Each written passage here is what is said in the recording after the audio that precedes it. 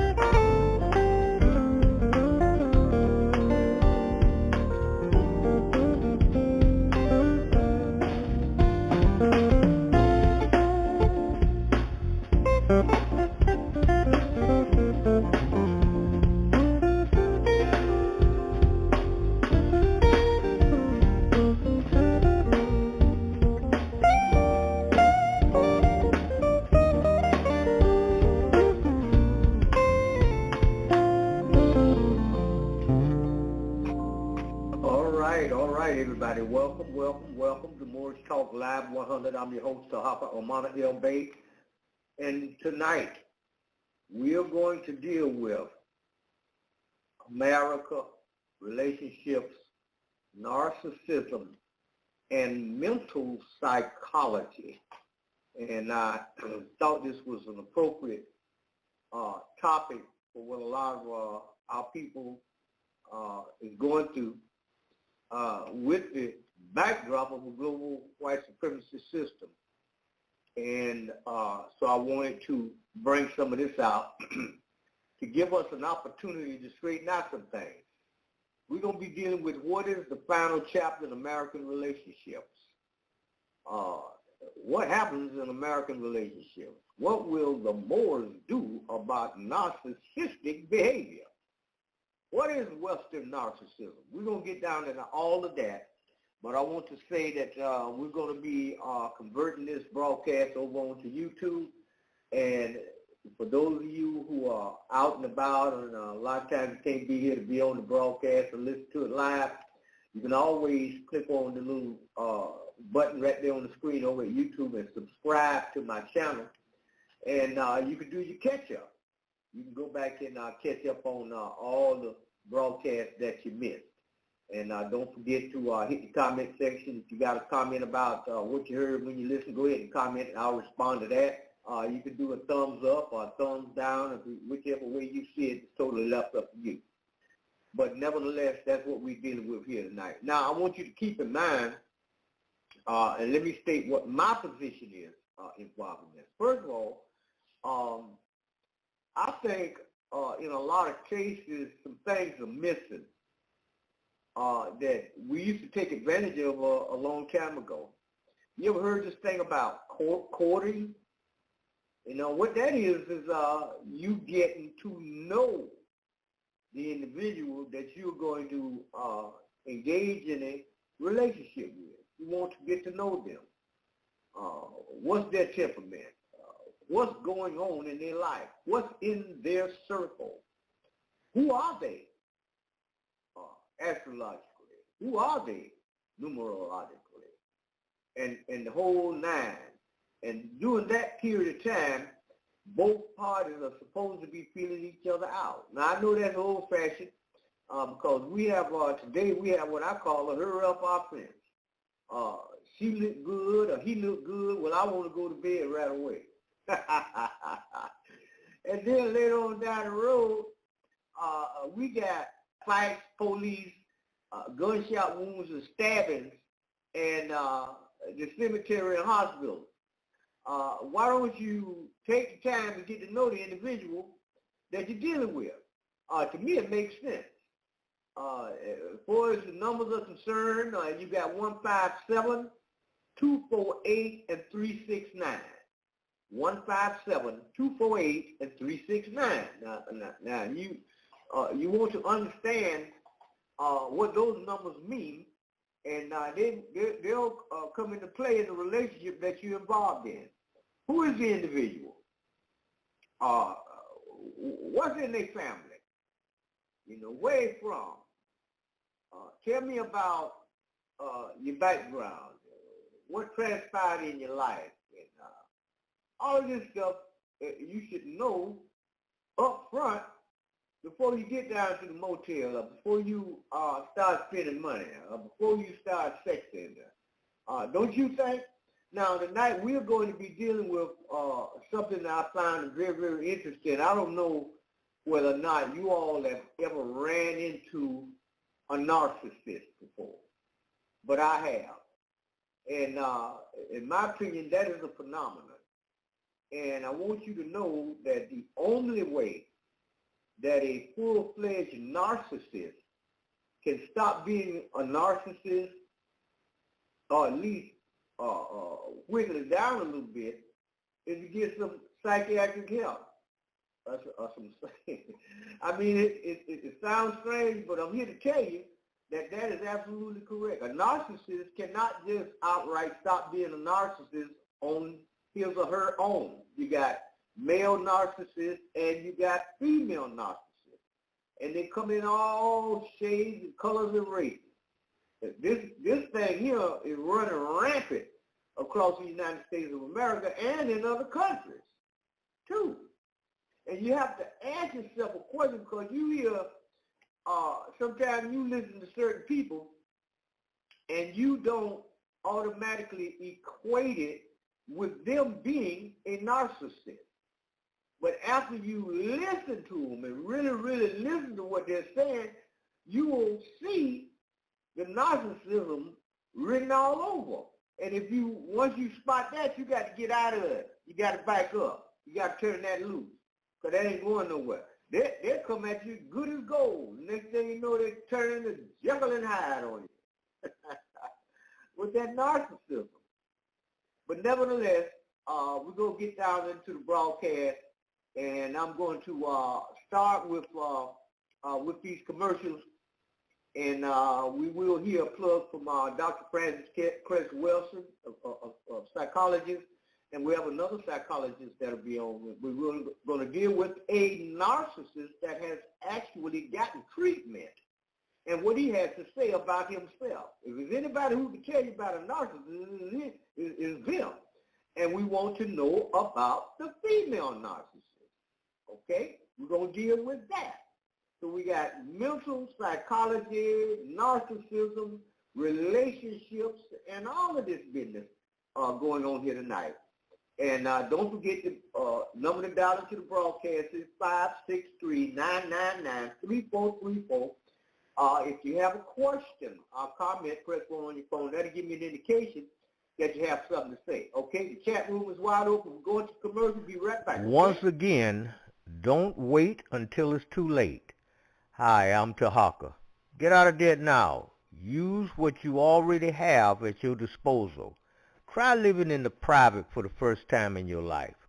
Go to TarhakaDebtElimination.org. What are you going to do when the economy collapses? What are you going to do when life in the public becomes so unbearable you don't think you can survive? There is something you can do now. Gain the benefit now of using the private banking and credit available to you. Avoid the loss of your hard-earned cash, which are debt notes. Go to TarhakaDebtElimination.org. Request my free report by filling out the Contact Us form, and I will rush the report to your email box. Act now. We still have a small amount of time. TarhakaDebtElimination.org. Okay, we're back. Now, like I say, I have ran into narcissists, and you have to be on guard.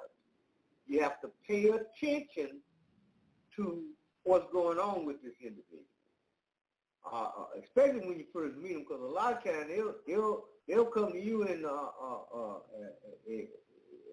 wolves in sheep's clothing until you get down in a relationship, and the next thing you know, all kind of stuff going on. So you have to pay attention.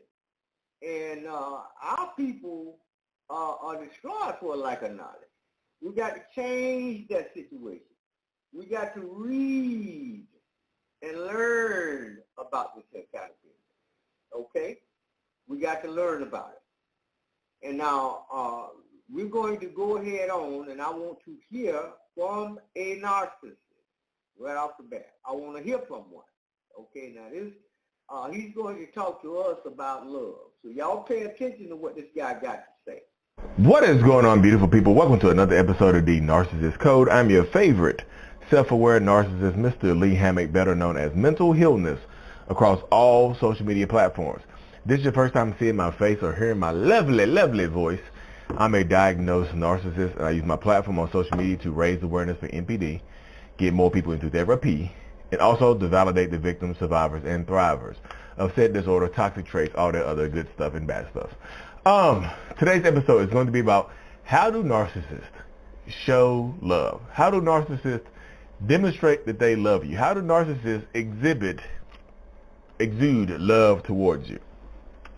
Again, y'all, let me preface this by saying this is my own personal perspective on what I think, what I've acknowledged, what I've seen within myself, what I've seen others do, and from talking to thousands of people over the last few years about their personal experience with narcissistic, toxic people. So, narcissists, like at the beginning of a relationship, it's going to be different. This is what it is going to be. At the beginning of the relationship, the love that a narcissist exhibits towards you is going to be different. They're going to show you that they love you in different ways. They're going to give you the emotional love and things like that. They're going to meet your emotional needs, your physical needs, sometimes your financial needs, whatever it takes. They're going to do whatever it takes to get you.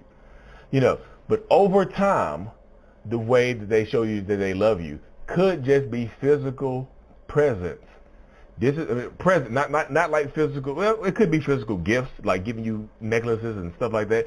It could be physical gifts, but it goes away from the emotional type of love. They show you that they love you by being with you. They show you that they love you by their physical presence, and then also give you physical presence. You know what I mean? That's why sometimes when you're talking to a narcissistic person, and you might get into an argument with them, you might be fussing and fighting with them, and you ask them something, you're like, why don't you love me like I used? Why don't you love me like you used to? And they'll say, I'm here, aren't I? If I didn't love you, I wouldn't be here. They'll start saying things like that to you. They'll start saying things like, well, if I didn't love you, I wouldn't be here. If I didn't care about you, I wouldn't be here. They'll say things like that to you to show that, hey, I love you because I'm here. I love you, and that should be enough. If I didn't love you, I would take my body, my physical presence, and leave you. I would not give you gifts. I would not give you financial gifts. I would not give you physical gifts like rings and watches and necklaces and bracelets and take you on trips and stuff like that. The emotional part, and this is what I believe, the emotional part goes first. When you deal with a narcissistic person, when you feel like they're telling you that they love you every single day, they're just like, I love you so much. I never met anybody like you. Like, you're the one for me. Like, if God is real, God created me and you. God took my rib and he created you from my rib. Or I was made from your rib. God took your rib and made me. Because women can be narcissists too, y'all. This is not just a male-dominated area. Women can be narcissists. Women can be toxic as hell too. So this is not, we're not gender bashing here. Non-binary people can be narcissists. Don't go there. I was like, oh, the non-binary folks was like, no, we're not talking about us. Gotcha. But seriously, it goes away from the emotional stuff. Like they show you that they emotionally love you. The emotional love that a narcissistic person gives you is going to be at its peak in the beginning of a relationship. That's why they're connected to you on so many different levels. Y'all have the best conversations. Y'all are pretty much damn near, for lack of a better word, soulmates. Y'all connect on so many different levels. Like emotions are running high as hell. Like you got butterflies in your stomachs. You got hearts in your eyes. They got hearts in their eyes and stuff like that too. You see what I'm saying? But then it goes away, y'all. And then like during the love bombing phase, the emotional love is the highest it's going to be from a narcissist. During the idealization, aka love bombing phase, the emotional connection is going to be the highest from a narcissist during those stages right there, during that phase right there. This is going to be the most connected to you that they're probably ever going to be. And then, like, once that goes away, it kind of all goes downhill from that point forward. And this is not me trying to, like I said, this is not me trying to chastise people or trying to make you feel bad about the situation or trying to make you feel terrible. This is me letting you know this is the mindset of a lot of narcissistic people, y'all. That's literally how it goes. You know, they're going to show you, and they're going to show you how they feel by doing this. They're going to show you how they feel by doing that. They're going to show. I'm just telling you, this is how it goes, y'all. Mindset-wise, you have to prepare yourself to deal with this person. You just have to, y'all. Like, when they, like, emotionally discard you or emotionally disconnect from you, it doesn't mean that they're going to physically get rid of you. That's why, like I said, when people talk about the discard phase from a narcissist, I think it's a two-part thing. The emotional discard comes first. So when the emotional discard goes away, the emotional connection typically goes away or fades. The emotional love that they're showing to you, the emotional connection that they have, the emotional affection that they're giving to you goes away. It doesn't mean that they're going to physically leave you alone. They just fall into this comfort zone of being now the narcissist is really being who they truly are. In the beginning, they show you who they can be, not who they really are. You know what I mean? You know, that's how it goes in the beginning. They show you who they can be, not who they actually are. So when they show you who they actually are, the emotional connection, the emotional love fizzles from on their end. On your end, it might still remain the same. It might be very similar. It's going to be, you know, a different dynamic, different mindset. But it's going to be a lot of times these narcissistic people are going to say and do things like that, y'all. That's just the way it goes right there. You know what I mean? If you're dealing with a narcissistic person and the emotional love goes away, it doesn't mean that the physical connection will leave. They'll still sleep with you. They'll still do stuff like that. They just won't emotionally connect to you anymore. And you'll feel it too. That's why the feelings that you have, when you try to express those feelings, that's why they don't want to hear them. You know, the emotional love is pretty much gone. The emotional expression of love is pretty much gone. But the physical stuff is still here. Hey, I love you so much. Here's a gift. Not a hug or kiss. Here's a gift. I love you so much. Here's my body. Here's my prayer. I'm with you, right? I love you so much, and I'm going to allow you access to my life. That's how they show love after the love bombing stage ends. They'll stay with you. They just want the emotional stuff. It just goes away. It's like it doesn't necessarily go away. They just don't express it anymore. They don't need to. They shown you what they needed to show you to hook you, to get you hooked, to get you bonded to them. Now they feel like they don't have to do it anymore. They just, okay, I can log out. It's like they log out. They emotionally, it's like they get onto their emotional MacBook, and they log out of their emotional MacBook. You see what I'm saying? They log out of their emotional MacBook, and they never log, and then they change the password, and they give it to somebody else. Physically, they're still here with you. Physically, they'll tell you that they love you. They'll be here with you. They'll start a family with you. They'll buy stuff with you, but you just don't feel the same anymore. You can tell it. The physical, the emotional stuff is gone. It's just physical stuff. Now, like, man, you don't even tell me you love me anymore. I just got through clapping those cheeks to the highest of heavens. Like, it sounded like a drum set was going off down here. And you gonna tell me I don't love you? I just slept with you. What the hell? What are you talking about? I do love you. That's what I'm showing you through physical connection. I'm showing you through physical touch, but the emotional, you can feel it. It's really just a feeling, honestly. You can feel that the emotional stuff has dissipated or it's gone. You can tell. But how do we relight that? It's kind of like the flame goes out on a candle. It's kind of like the relationship candle is burning super bright right here, y'all. These are caffeine bills. The relationship candle is burning super bright, and then it gets to that point. It gets to that point where the narcissistic person feels like they have you. Oh, I got you. I gave you enough emotional stuff now you love me more. Now you love me more than I love you emotionally. So they blow out the candle. Believe, how the hell do we relight that candle? Because when the candle was lit, it was perfect. They were meeting my emotional needs. They were meeting my physical needs. Financially, we were good. It's just like they were doing their thing. But now it's gone. Now the emotional stuff is gone. They've emotionally disconnected from you. You see what I'm saying? They've emotionally disconnected from you. And that's the way it goes. I'm just telling people, I tell this to people all the time. Yeah.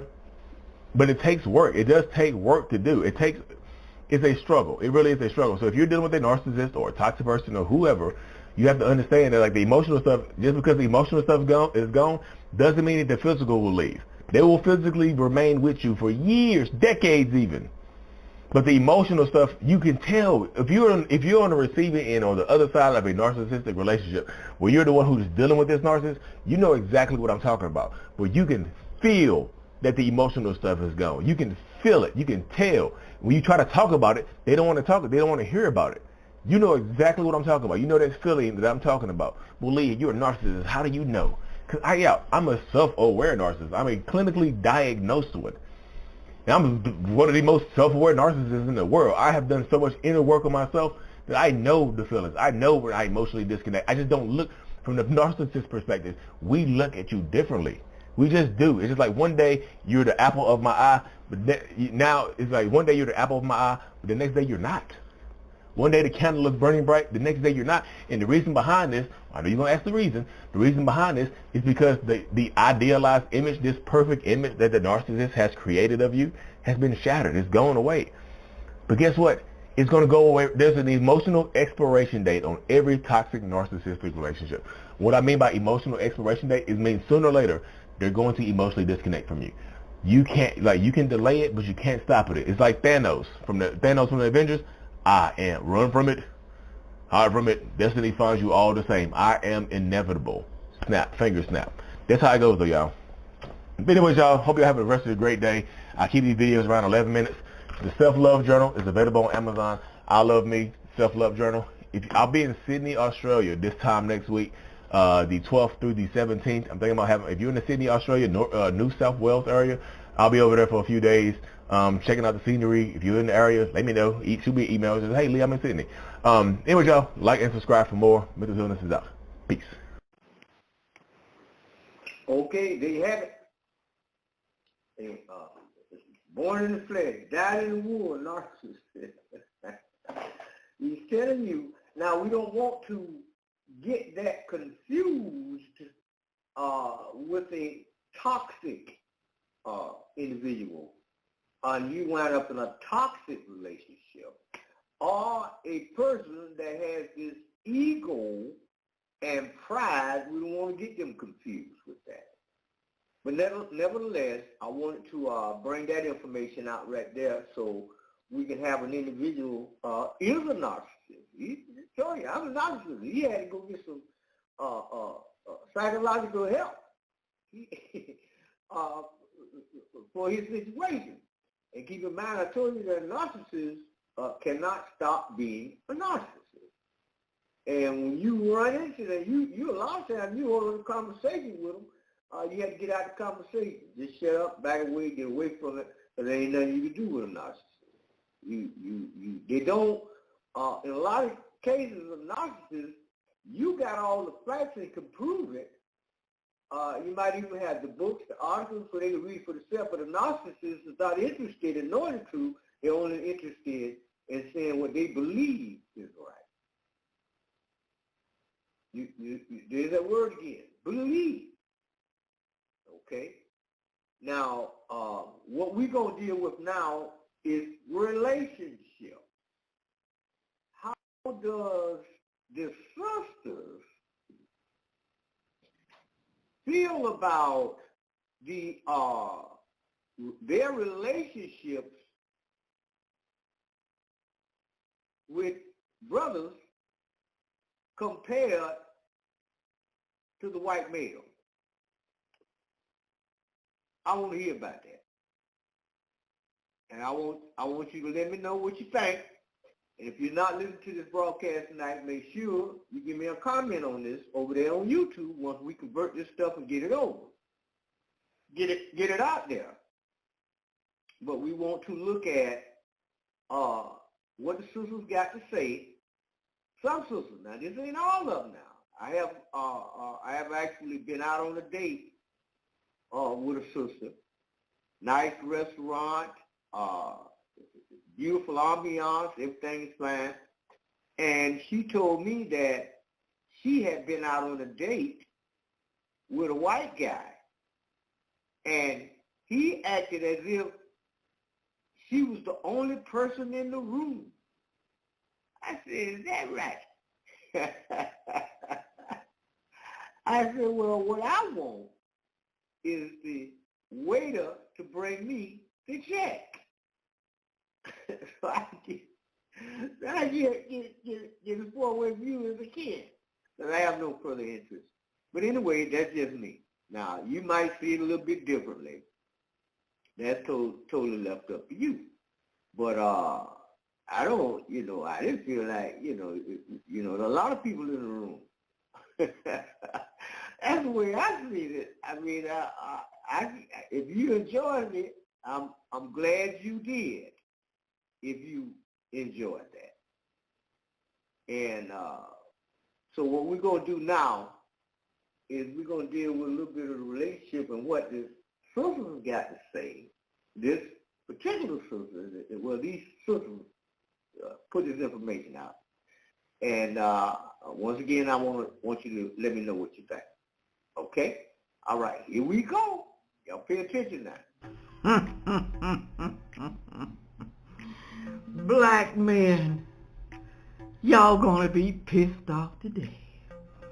This lady is gonna tell you the difference in dating a black man versus a white man. What? I say just about anything. Hello, everyone. Thank you for stopping by to see me today. Black men, I love y'all. I love you. Don't get too upset today because I love you. But there are some realities in life, y'all. When it comes to black men versus white men. Now, don't get me wrong. Don't get me wrong. I know, okay, that some white men do the same thing as black men do when it comes to the black woman and also to their own race. I know this, okay? Now, for today, this lady is going to be talking about the black man when dating a black man versus a white man. Yes, you're going to get mad. And of course, you're not going to agree. And of course, some of y'all going to be tempted to put some crazy stuff down in the comment section. But as long as you talk about the topic and don't talk about me calling me names, then we going to be all right, okay? You're entitled to your opinion, and I'm entitled to mine. And that's where you got your ass over here so you could hear what I got to say, okay? Now, you may hear me sniffle a little bit because I'm catching a little cold. I've been in the mountains for a couple of days and now I'm back home. But that's okay. We're going to get through this. Like I said, everybody's entitled to the opinion. I'm going to play this. It's going to piss some of y'all off. Now, it's not true with all men. It's not. All right. But I'm going to say this. It still may piss you off. But it's true with the majority of the black men today, especially today. Back in the 70s, in the 80s, it wasn't as bad. But it's bad now. And you know why it's bad? It's bad because of the females, the black females that we have. Do you see how these young women act today? Do they act like respectable women? Do they? Y'all have ruined the black man, okay? They ain't even got to work just to get the cookie down there. They don't have to work for it. They don't. Listen to this lady right here. Y'all tell me exactly what you think about it. You ask, what's the difference between dating some black men and the white man? Well, the white man is going to call you and invite you out. The black man is going to text you, good morning, beautiful, hello, gorgeous, what you doing? The white man is going to take you to a very nice dinner and pay for it. The black man is going to ask you, what you cooking? Can I come over? The white man is going to take you to get your tire fixed and pay for it. The black man is going to tell you, you need to get your tire fixed. The white man is going to buy you a very special gift for your birthday. The black man is going to disappear and call you after your birthday. The white man is going to be very impressed by your education and your personal accomplishments. The black man is going to be intimidated by your education and your personal accomplishments. The white man is going to raise his kid, take care of his kid, spend quality time with his kid. The black man is going to get you pregnant and abandon you and the kid. The white man wants a relationship that leads to marriage and family. The black man wants a situationship that leads to nothing. The white man is going to date you, propose to you, and then marry you. The black man is going to shack up with you and play house with you. The white man is going to be clear in his communication when it comes to you. The black man is going to mislead you, play head games with you, and then confuse you. And then you ask, what's the difference between dating some black men and the white man? Everything. Stop being loyal to a community of men who are not loyal to you. Explore your options, think outside of the box, and you'll be amazed at the experiences on the other side. Be smart, day smart, choose wisely, that nation. And remember, I told you. Remember, she told you. Stop being loyal to your own race of men. Think outside the box, women. Don't just sit there and be abused and used by a black man, even though all of them are not the same. Don't do it. Think outside the box. Don't you want to try something different other than your own race? Basically, that's what she's saying. If it ain't working in the black race, then you might want to go somewhere else, whether it's white, Spanish, Asian, Indian, maybe another race. Just try something else other than the black man if it's not working. That's what she's saying.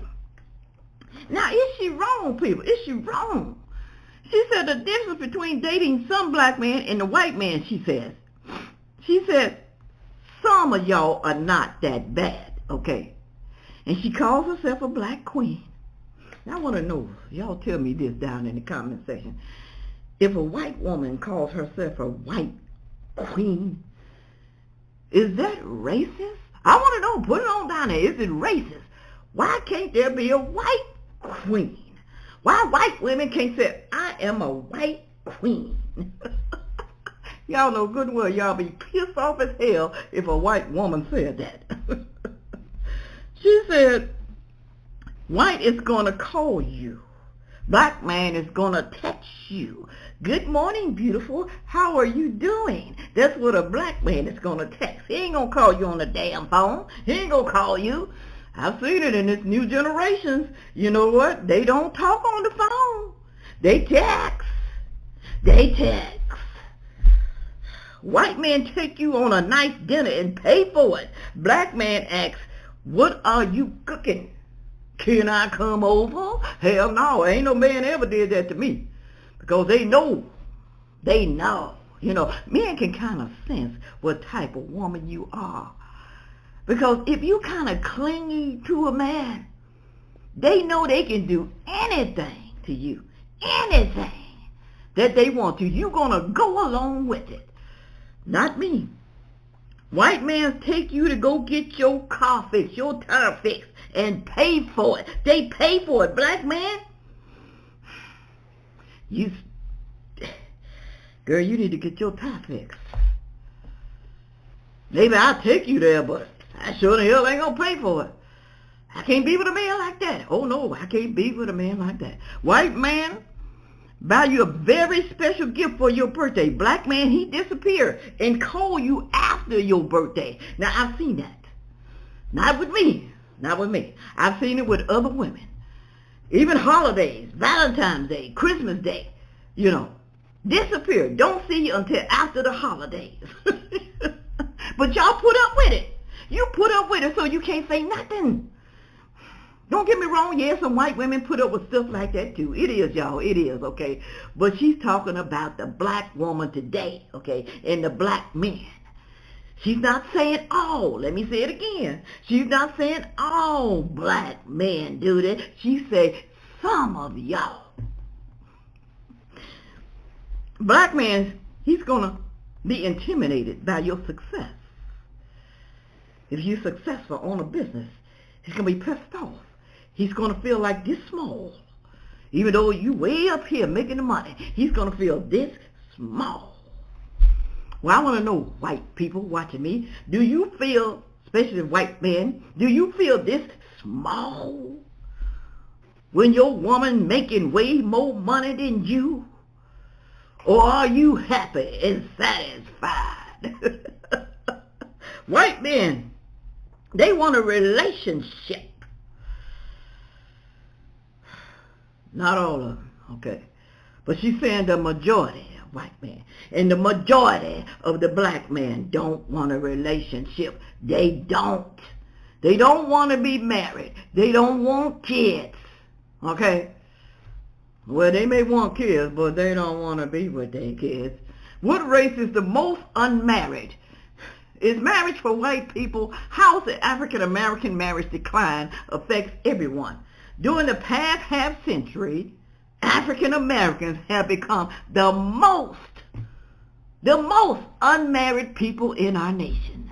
More than 2 out of every 3 black women are unmarried. And they got kids too, unmarried. And they are more than twice as likely as white women to never get married. Never. Do you hear me? Never. I've been married 3 times. And I had someone to ask me, girl, how can you get 3 husbands when I can't even get one to marry me? Not even one. All my marriages ended in divorce. Yes, it did. For cheating. I'm not going to put up with that, okay? I'm not that type of woman. You can't be cheating on me and expect me to stay with you forever. I'm not like that. I have a backbone, okay? I found out too, therapy do not work. Not for everybody. Maybe for some people, but it didn't work in my marriage. It didn't. All right, moving right along here. The white man, he will raise his kids and spend quality time with them. Black men, they'll get you pregnant and abandon you and the kids. Leave you high and dry. Even if he say he loves the kids, he's still going to leave you by yourself. And you got to hunt him down just to help you to pay for kids. Help you to, pay for the kids and the things that they need. That's all I wanted from my ex-husband with my 2 daughters. That's all I wanted. I didn't want to put him on child support, and I told him, just help me buy clothes for the kids for school. Tennis shoes, help me feed them, give me money for food. Especially when they become older, they eat more. What percentage of black mothers are unmarried? This was in 2011. It's worse now. In 2011, it was reported that 72% of black babies were born to unmarried mothers. As of 2015, 77.3%. Do you see how it's growing? Black Americans have the highest rate of non-marital births among Native Americans. In 2016, 29% of African Americans were married, only 29%, while 48% of all Americans were Americans. They didn't say black Americans. They said Americans. Only 29% of African Americans, okay? Those are bad numbers. It's getting worse now, y'all, because these young people, they don't believe in getting married. They don't. Don't get mad at this lady right here. Now, she's right about a lot of things. She's right. I know this video is becoming just a little bit too long, but you need to hear it. You need to listen, okay? You need to be patient. That's why some of y'all be effing up in your life, because you're impatient. You don't listen what people have to tell you. I'm going to play this guy. Makes him mad. He's mad and upset about what she said. I can't blame him, because, like I said, you know, it is bad.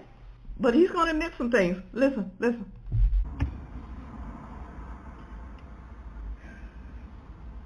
I'm not even going to lie to you. This video hurts my heart. Hurts my heart.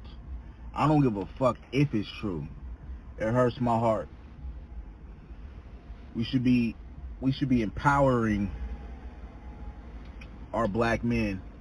But anyway, the video says the difference between some black men versus white men. And I can say, yeah, maybe some of that shit is true with some black men. I don't have a problem with white men, but some of that shit is true with white men, right? I'm all for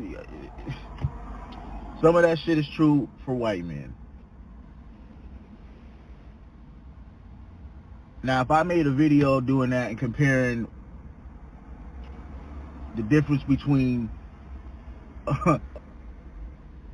some black women and white women,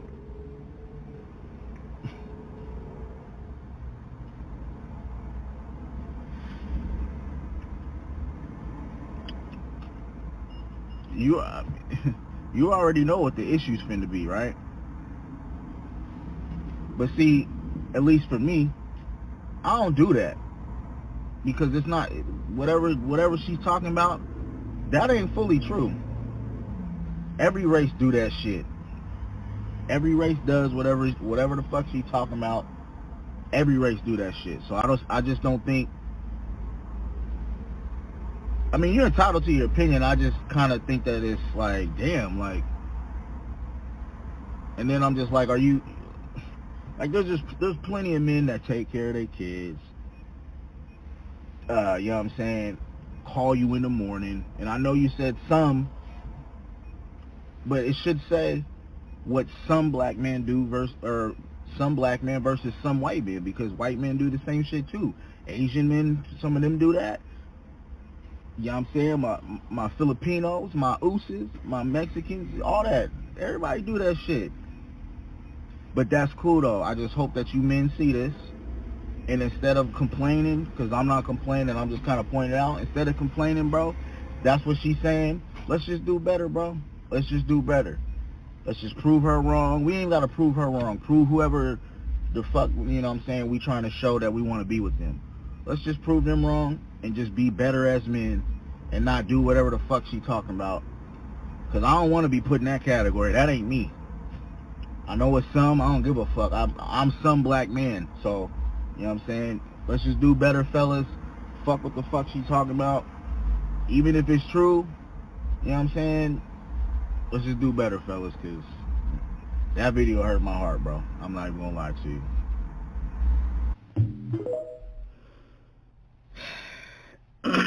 Let's just do better, dudes. That video hurt my heart by what she said. It hurt me so bad.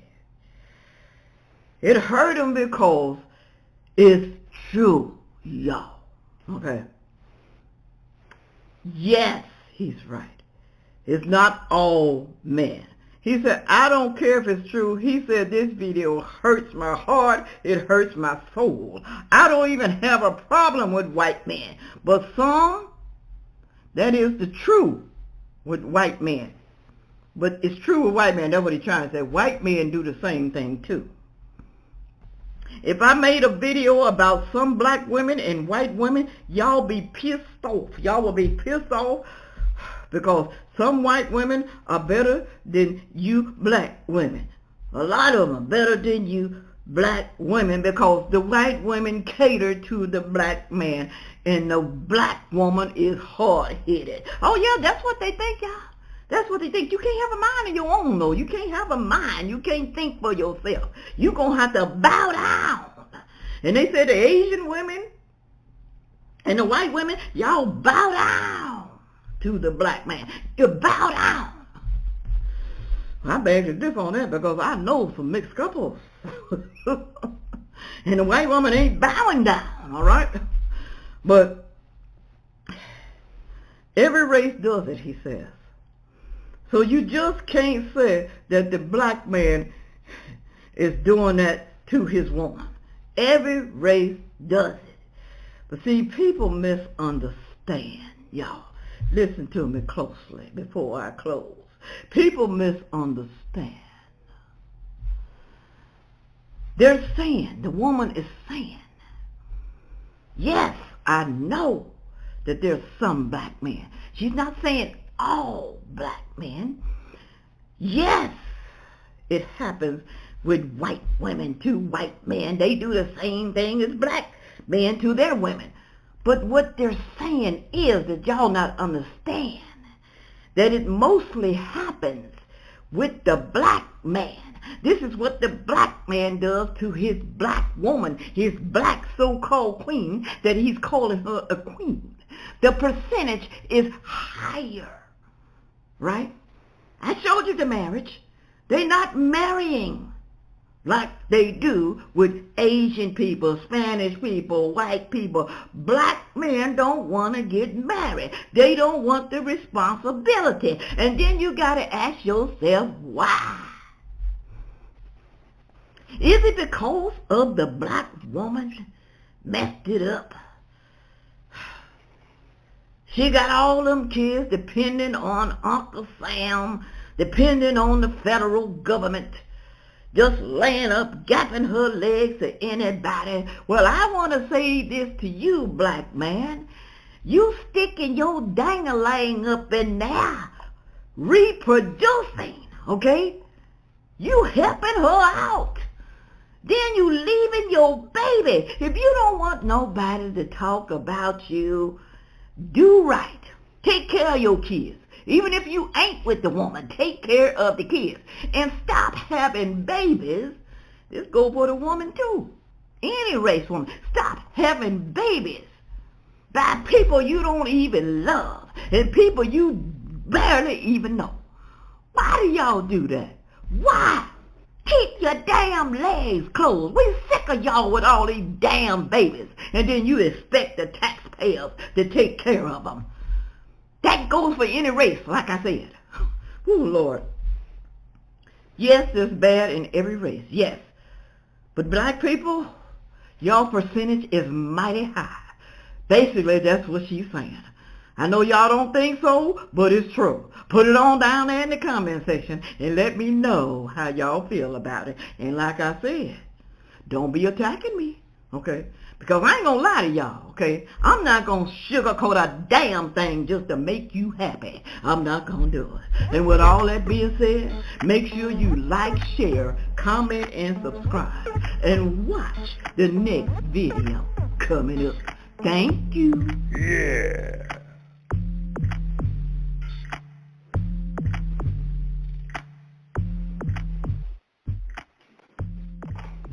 All right, everybody, we're back.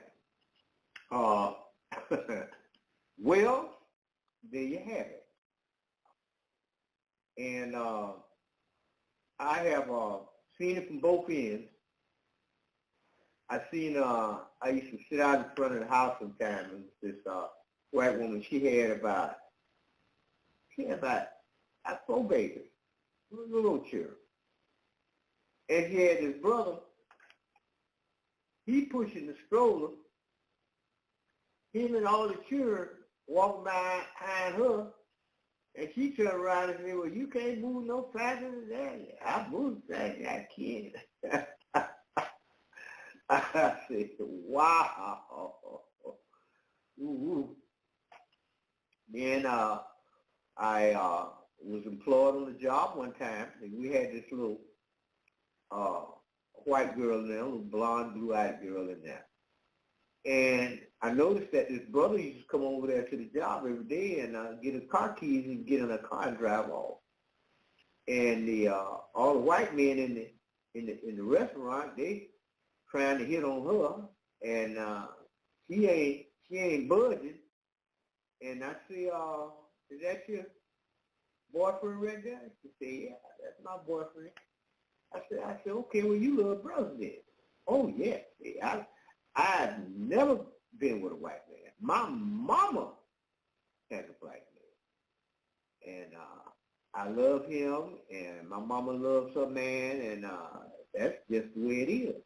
I said, well, you know, these white guys in here in the restaurant, they said, oh, they be coming offering me $500 and $600. And come on, why are you letting that in, drive your car and all this right here? He said, I think if one of them touched me, my skin will crawl. I said, wow. I said, okay. So this so it cut both ways. I done seen it from every conceivable angle. But what you have to do, and this is just my personal opinion, I can only speak for myself. I'm not interested in dating women outside of my race, so to speak. That's just me. I don't have an interest in that. And I have a habit, I've been doing this for years. If I meet a woman and I'm talking to her, one of the first things I want to know up front is, have you ever dated a white man or been to bed with a white man?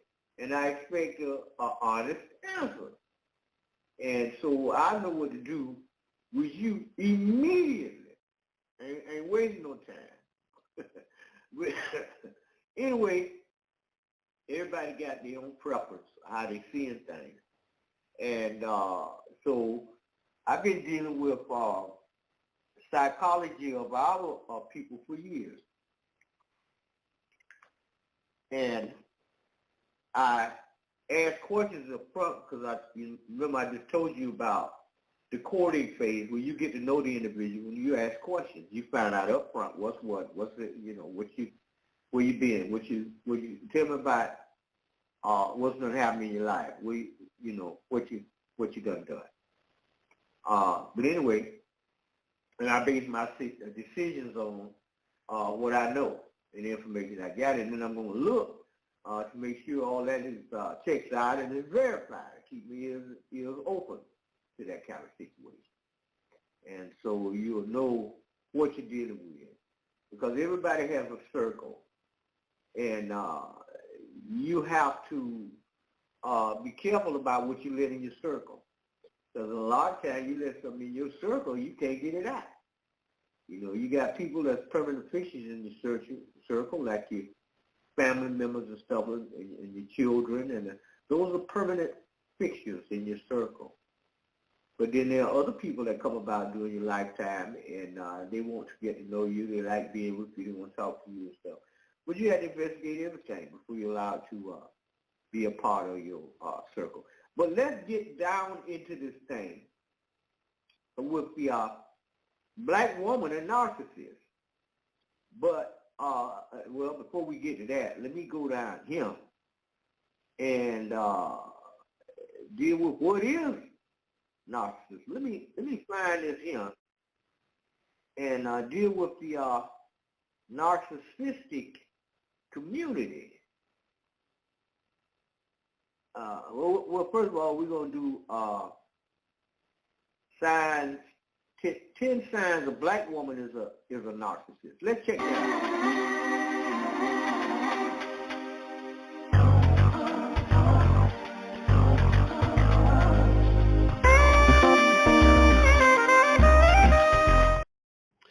Welcome to the Jeremy Hill Show.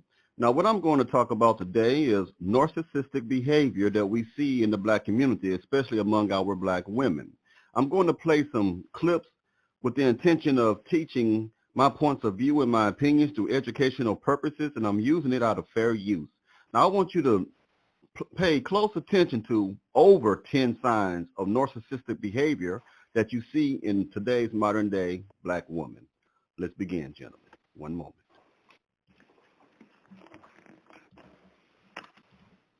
So let's talk about it. Female narcissists.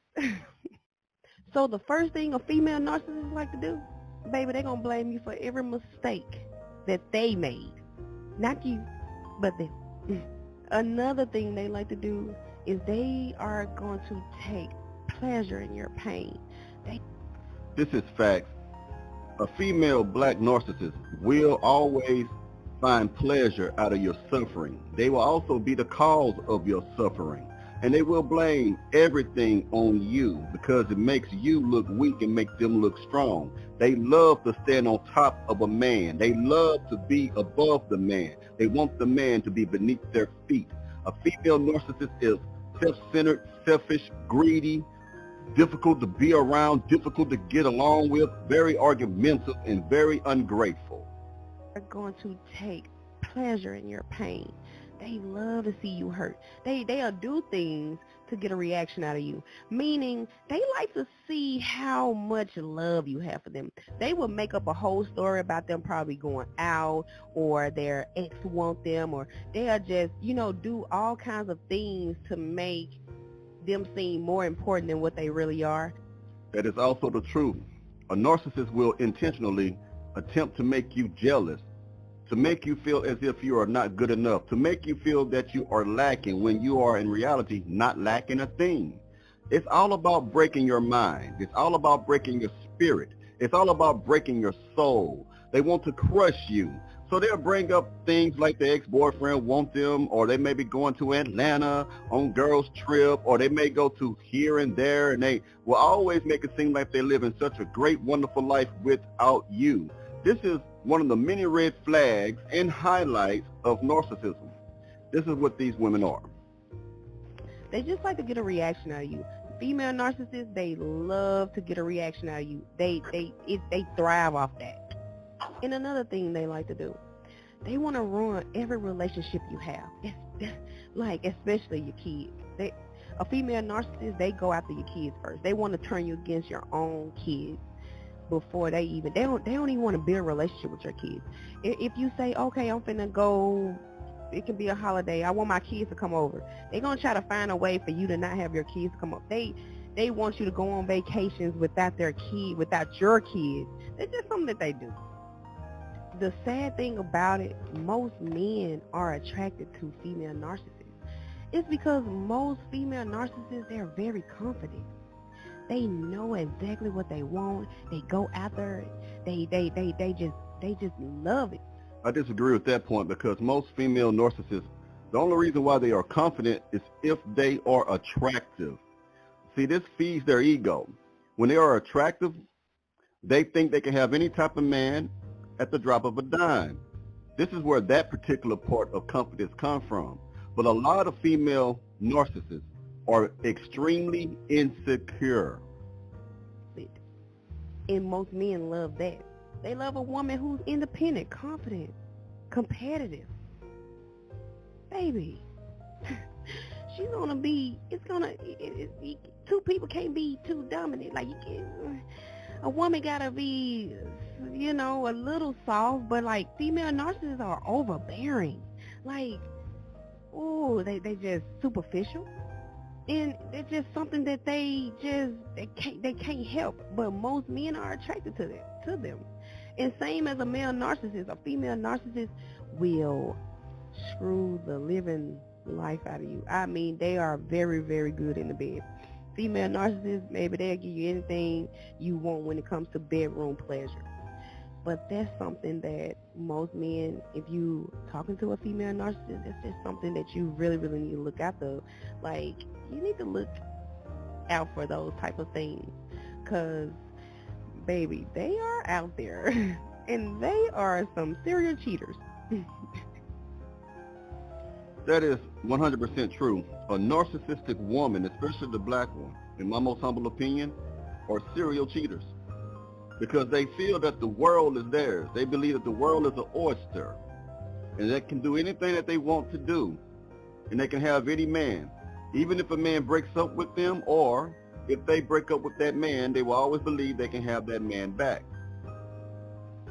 That isn't necessarily true. Now let me go ahead and play something for you, gentlemen. I want you to hear this too. What are the top 5 abuse tactics of the female narcissist? I'm glad you asked. Girl got an answer for you. Let's get into it. Get your pen and paper. There's a lot of them out here. Number 1, she finds pleasure and joy in bringing others down. Number 2, an insatiable sense of competitiveness. That is true. They find joy in talking about their friends. See, these women are very hypocritical. They are very backstabbing. They will talk about their friends behind their backs and still smile in their face.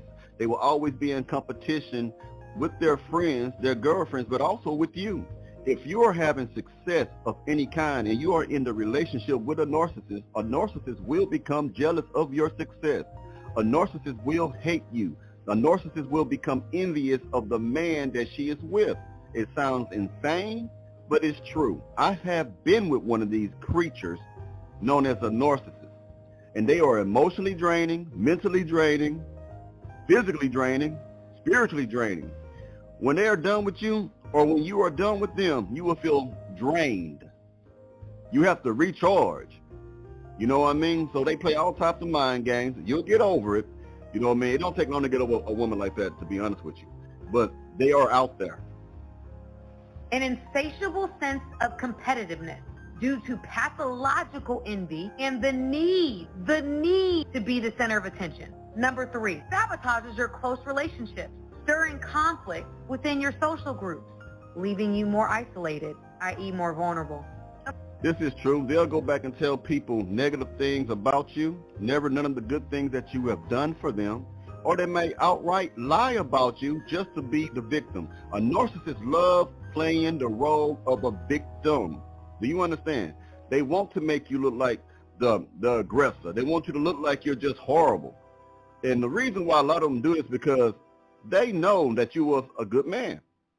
And a lot of other people who witnessed you with them understood that you had your stuff together. You had a house, car, good paying job. You was a decent, productive man.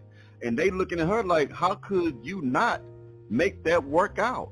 So she has to make you look like a monster. She got to make a flaw, create one, lie about you, or just say something. And what they would do, they would try to twist everyone's perception of you. They will purposely do things in public that will cause you to react in such a way that could be misconstrued as aggressiveness or just being mean, when you're actually just trying to either protect her or you're trying to check some type of behavior. But these women are very manipulative. They understand what pulls your triggers. They know what buttons to push. So this is all a setup so that they can get away from you while saving face, so they can get away from you and make it seem like you were the bad person when they were the great person. But most people understand that's not true. Because even the people that they are trying to impress and make them think, gentlemen, that you were a bad man, those people she wants to think like that actually know who she is. You understand? They know her track history, her track record. They know what type of men she used to have. They know about the different relationships that she has had. They know about her being in the streets. So in her warped way of thinking, she thinks she's winning. But in actuality, everyone else knows it's not. They'd be like, well, girl, you know that wasn't going to work anyway. You know she loved to run these streets. Girl, that ain't going to work anyway. You know she liked to pop pills and snip this and do that. Girl, you know that wasn't going to work anyway. You know she liked to go around and deal with different men, have sex with random men. They'll say all this behind her back. But eventually, it'll hit her that she's not fooling anyone. Vulnerable. Number 4, has an obsession with her appearance, as well as a high level of materialism and superficialness. Is that a word? Number 5, play in disregard for the boundary of intimate relationships, including her own. That is also true. Now, the disregard for the boundaries that she's speaking about are the boundaries that a man sets in a relationship, the parameters, the rules, the structure. Every relationship that is successful must have structure. What the structure is, the do's and the don'ts. You do this, you don't do that. This is pretty much what it is. Everything has rules, everything has structure. And these type of narcissistic women rebel against this. Any woman that is narcissistic is a rebellious person. I'm going to play one more video for you right quick, gentlemen. One moment. And pull it up for you. Might start playing right quick on its own. There it is. 1 second, gentlemen. Let me back it up for you. I want you to hear what she has to say. Here we go. I heard that this happens quite a lot with the female narcissist. She withholds sex from her partner. She withholds love, kisses, intimacy from her partner. Being with the female narcissist, you are waiting for that love. You are waiting to be loved so much, but they are actually withholding it, and you have hope. That is also true. A black American female narcissist will withhold affection because she knows you want it. She's just spiteful. She is just petty. She is wicked. She is evil. And a lot of gentlemen have dealt with this in many of their relationships, not understanding what they were dealing with. A narcissist will leave you feeling confused. They will have you thinking like, what is the problem? Is it something I did, or is it something that she's doing, or there's something more that can be done? This is how they operate, gentlemen. A narcissist cannot be trusted. You understand what I'm saying? So you have to be careful. If you are in a relationship with a woman like this, they will let you get into marriage with them because they still feel they have the power to manipulate you, gentlemen.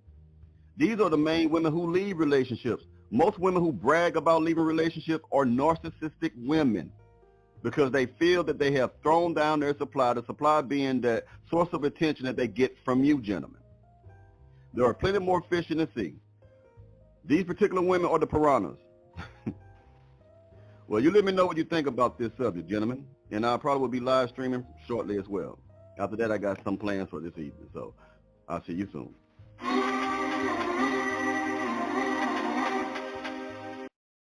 All right, everybody, we're back. Now, that's very, very interesting. And so that's how the female narcissist does it. That's what she does. Now, keep in mind, for those of you who are going to go back and listen to this thing on YouTube, let me know what you think. Once you listen to it, give me your comments, thumbs up, thumbs down, what have you. We're still talking about relationships, narcissism, and mental psychology.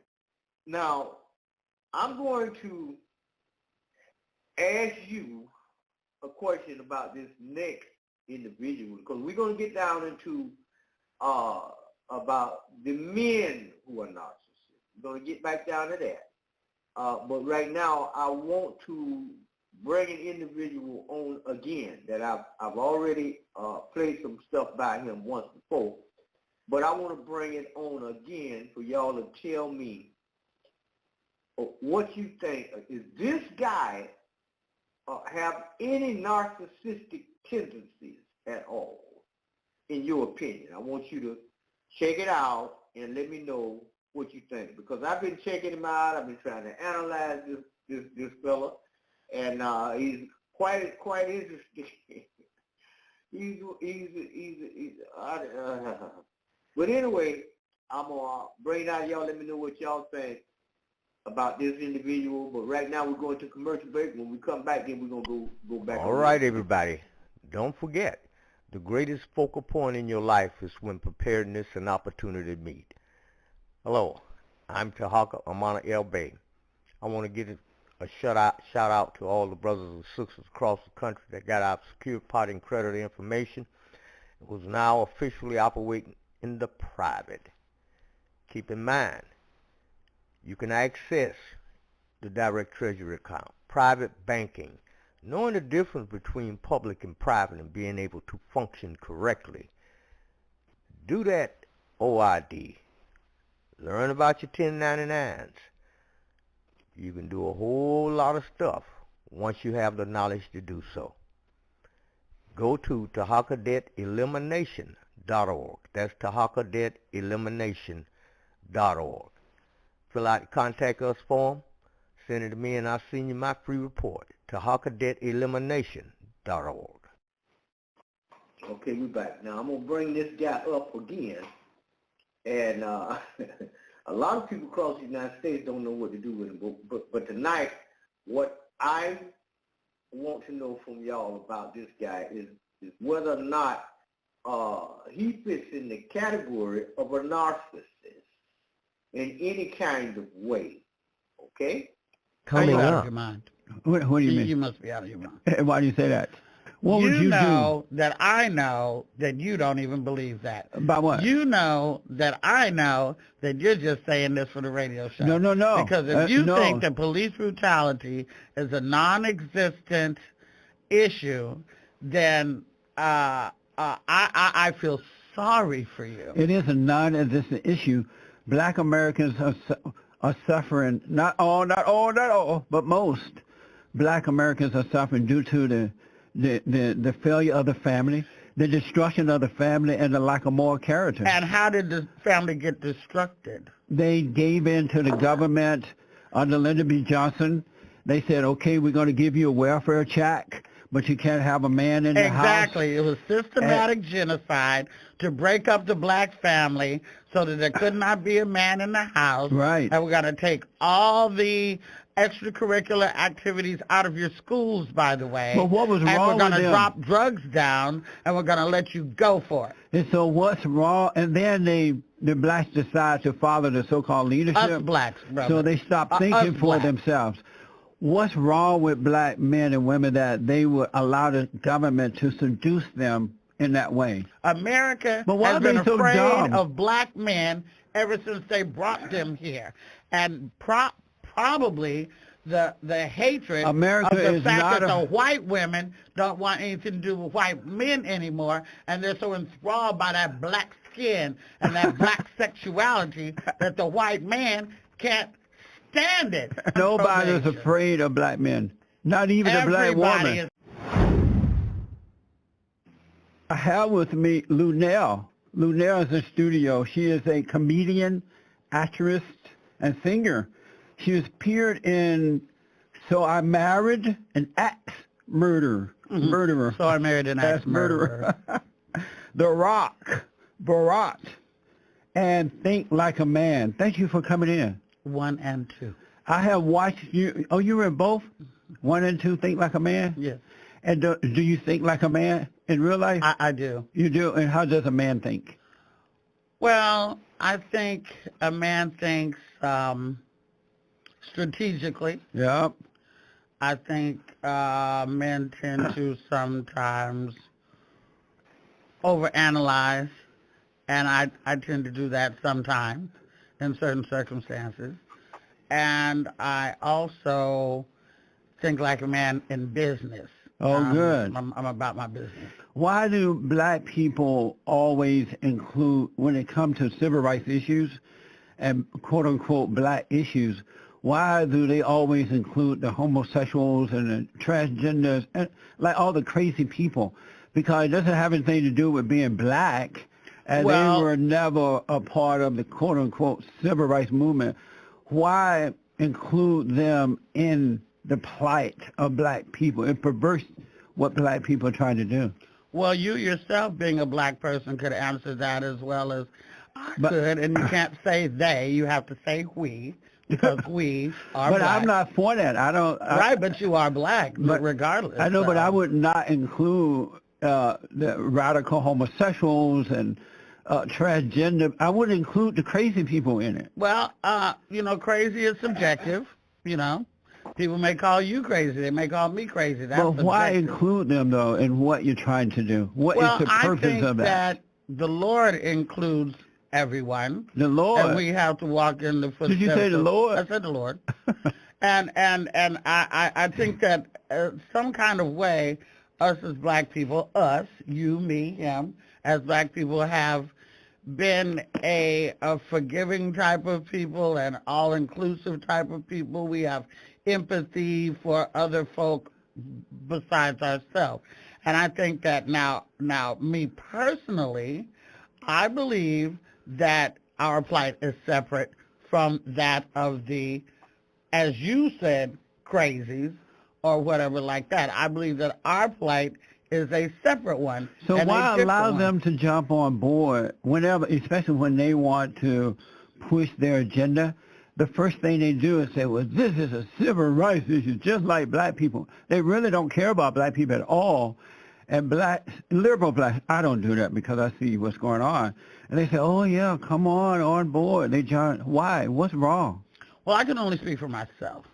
And in my heart and in my soul, I see the Persians, the Asians, the Jewish, the gays, the women, the senior citizens, all fighting the good fight to just be treated with kindness and equalness for pay and equalness in the workplace. And so in that context, I believe that we are all fighting the same fight. Of course,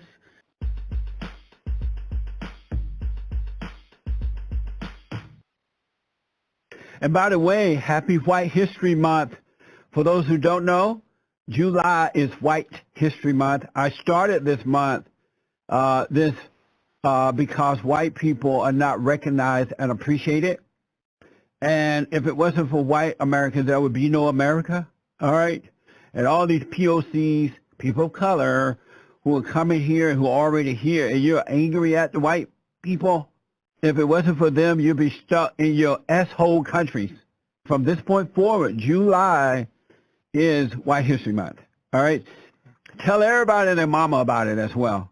I don't know where you got your schooling at, but your vocabulary is horrible. I know. Isn't that a it's mess? Horrible. A mess. I don't understand how they put you on television. All the white guys behind them. You need to take lessons from these guys. Okay, I will. But that's good advice. It's so amazing to me too that I've run a national organization for 28 years that I founded. I write books up and down the coast. I give public speeches around the country and been invited to do it around the world. I do a radio and a national TV show. I can barely speak English. I have a cleft lip and all that, so my palate, it's a mess. It's all from God. I don't understand it either. How did you get that job is my point. God. I'm older than you, Jesse. I'm 71 years old. I'm older than you, and I live I'm retired, and I live better than you. And you're still angry, insecure, no, I'm not emotional. Angry. I just want you to know, how did you get a job? And you can't. Your vocabulary is horrible. But it's not so bad that it didn't get your attention and made you call in. I don't understand how people can hear you, man. Can understand you. The same way you are. You should be grateful that white people founded and created the greatest country on this side of heaven so that you would not be stuck in Africa or somewhere. Well, so I wouldn't be stuck in Africa. Yeah. Well, man, you know what? you can conclude yourself in that, Jesse. Well, I am grateful. That's why I started and founded White History Month, because I'm grateful. Well, Are you grateful? White folks didn't start it. No, I started it. Why aren't you fit to be a father? I believe that I'm a little bit too selfish to be a father. Oh, so you're a beta male, huh? A beta male, huh? Yeah. Is that what you saying? That was a question. Oh, a beta male? That's that's. Are you a beta male? Like when you're cooning for the white man, does it really feel like you're like actually making any sort of statement? You said cooning for the white man? Yes. Are sir. you white or black? I'm a white man. You definitely blame black people for pretty much everything that's wrong with them, but you ignore all the systemic problems that do clearly exist with police brutality and things of that nature. There is no police brutality. Because your father is Satan, all you're doing, and then your father is Satan. And your lack of respect for black people, all you're doing is helping them stay in their hellhole by making excuses for them, because secretly in your heart, you know that you want them in that condition so that you can feel sorry for them, you can use them and all that, because you don't love black people. If you loved black people, you would not make up excuses for them. You would be honest with them and hope that they will overcome. You don't love black people. You're a hypocrite. No, sir, you just said that my father was Satan? Yes. Do you understand how disrespectful that is? No, it's true. I've been very respectful to you. And you said that I was Satan is not my father. When you said that I was cooning for the white man, was that respecting me? Well, you are. I mean, so are you respecting me when you say that? Oh, well, you know, I have no meaning to... Were you respecting me when you said that? Give me a yes or no. No. I didn't think so. So you're being a hypocrite. I didn't believe you deserved to respect because I think you're kind of a piece of shit. And so when I say Satan is your father, do you think I believe you deserve respect? No, but Satan is not my father. He is. Satan is your father. You're a weak man. You're not worthy of children according to you. And the reason you're weak because Satan is your daddy. If Satan wasn't your daddy, who's your daddy? Who's your daddy? If Satan wasn't your daddy, you would be a weak beta male. Yeah, but what do you mean by beta male? A beta male is a male who look like a man but think like a woman. And that's you. I have with me Benjamin Dixon. Benjamin is the founder of the Progressive Army and host of the Benjamin Dixon Show. And I want to talk to Benjamin about President Trump, the fallen Messiah, Barack Obama, how he failed this country so desperately. Your, first of all, your impression of the Great White Hope. This is the first year of him being elected. How would you rate him on a scale of 1 to 10, 10 being best? 10 being the best. I mean, for your audience, I'm sure your audience is going to say that Donald Trump is a 15, right? But in reality, in every measurable sense, he's a 1, a negative. If we could give a negative rating, he's going to go down as the worst president in the history of this country and the most incompetent and the most laughable president that we've ever had. He's an embarrassment. He's a stain. You know, I didn't ask you about Obama. I'm talking about... You're talking about your great white hope, right. Your great white messiah of Donald Trump. Right. You gave me... Because Jesse, you gave me Obama. I didn't ask about Obama. You're a man of God, right? You're Reverend Jesse Lee, if I'm not mistaken. Is that correct? That's correct. So how can you honestly sit here and say to your audience with a straight face that you think Donald Trump is a great president? He's an embarrassment. How do you look at what he does? An embarrassment? He's an he has a speaking ability of, I mean, just he can't string together a coherent sentence to save his life, right? So he's Benjamin, yeah. Calm down. How number one? You asked me a question, and I'm answering. How is he an embarrassment? How is he? The better question would be, how is he not? No. How is he an embarrassment? Is he not an embarrassment? That's not an answer. Look at how he. Okay, let's go. How much time do I have to give this specific Give me a answer? quick answer as to how is he an embarrassment? What has he done to embarrass the country? He is an embarrassment on domestic policy. In what way?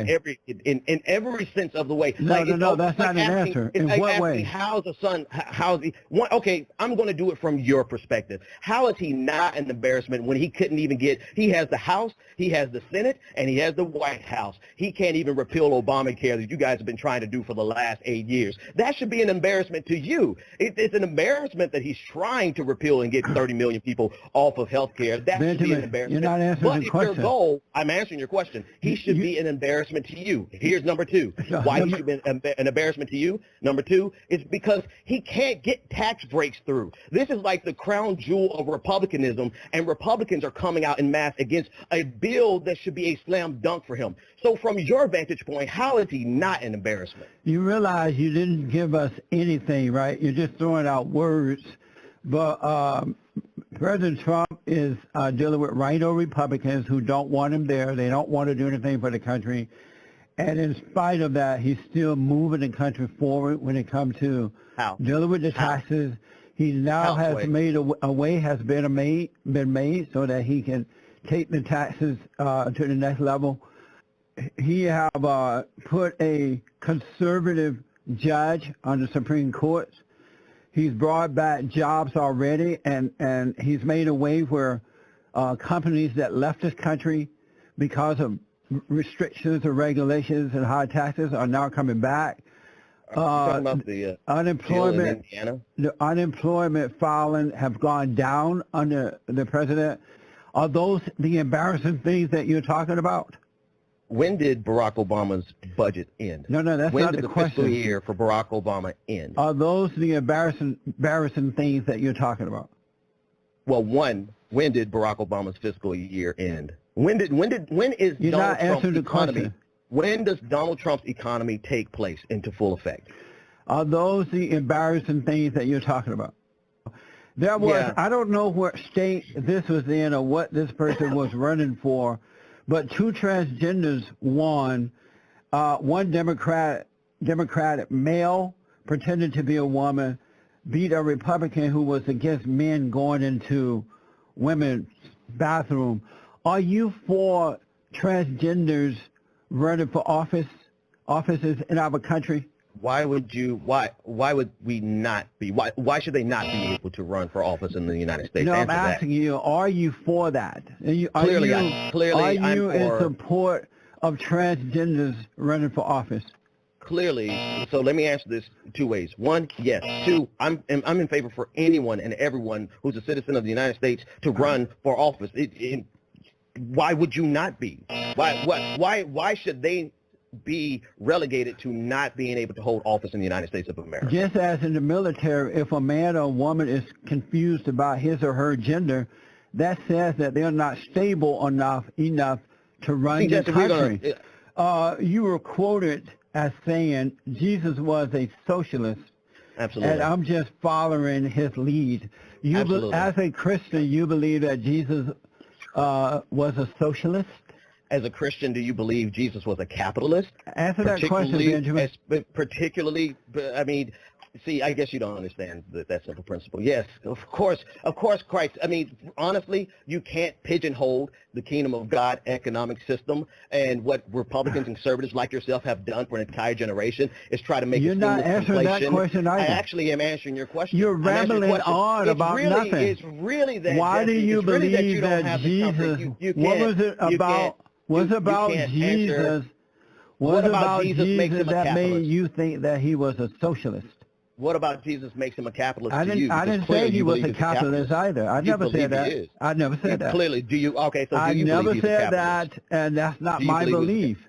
Yeah. But what's your belief? What is the kingdom of God economic system? You're running away from the question again. What is the kingdom? No, the real what was question it is about Jesus? I'm sorry, Jesse. I can't entertain elementary questions, right? Because you have this rudimentary understanding of of society in general, and so you're trying to make it a strict dichotomy, right? An on-off binary to say either he was a capitalist or socialist. But the question really remains is that if you don't believe his system was socialist, then what do you believe it was? Why do you believe his system was a socialist system? Why do you believe that as a Christian? I believe that it was far closer to socialism than it was to the capitalism that many Christians are trying to shove down, are saying that he was. Christ was not a capitalist. What was about Jesus? What did Jesus do or say to imply that he was a socialist? You're not answering that. And you said you believe that he was a socialist. Yeah. What about him that caused you to believe that? What did he tell the rich young ruler? You're still asking questions. You're not answering questions. What did he tell? I'm sure your audience understands that question. What was it about Jesus? I mean, you can't even tell me the answer to that simple what question. What did he say? You're not really on terms. You're not really able to have a conversation. Benjamin, what did Jesus do or say that implied to you that he's a socialist and caused you to believe that?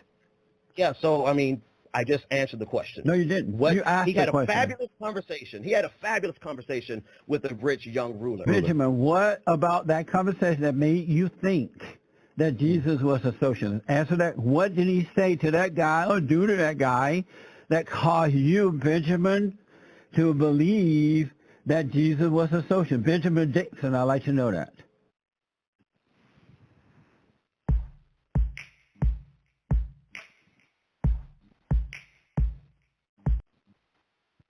All right, we back. Now, is there any kind of narcissism going on over there with Mr. Peterson? Okay, so the whole thing with this, him and Benjamin was this thing about Jesus Christ. But what I would like to know is how is it possible for a man to have lived over 2,000 years ago by the name of Jesus Christ when the alphabet J just came out 400 years ago? Help me out with that one.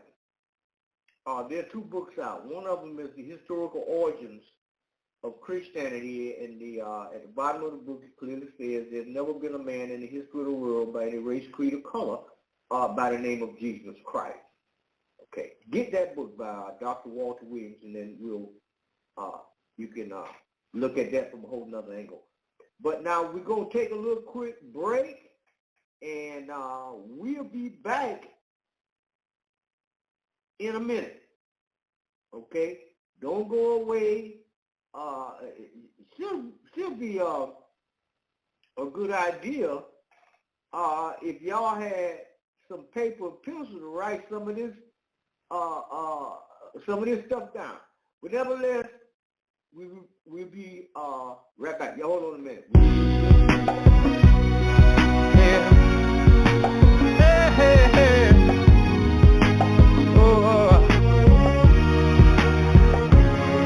How he makes her feel when he look her in her eyes and tell her, I love you. Yeah, he seems so for real when he whispers and says, I'll never leave you. No. And he speaks them words to her heart and make her feel like she on top of the world. Yeah. Oh my. Then turn around and break her heart and make her feel like the whole world on top of her. Oh, and that's enough to make me talk about it. When a man lies, he pierces the very soul of that woman. Yes, he does. Yeah, I'm just telling the truth. When a man lies,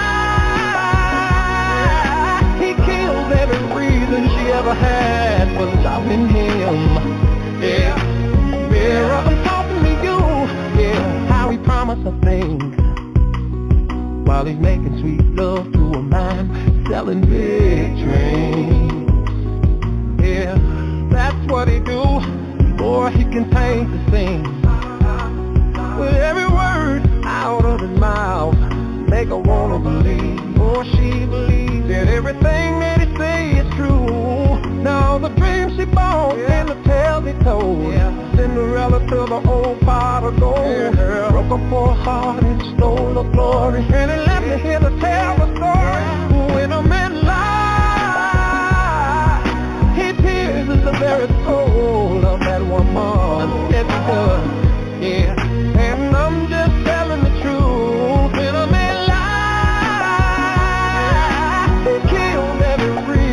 she ever had for loving him. Yeah, mirror, I'm talking to you.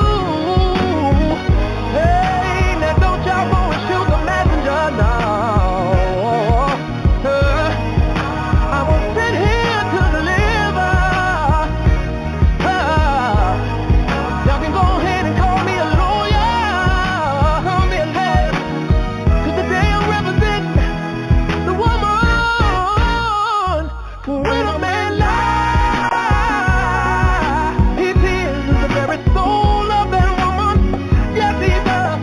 Hey, and I'm just telling the truth. When a man lies, he kills every reason that she had. Yeah, mirror, I'm talking to you. When a man lies, you do what it made.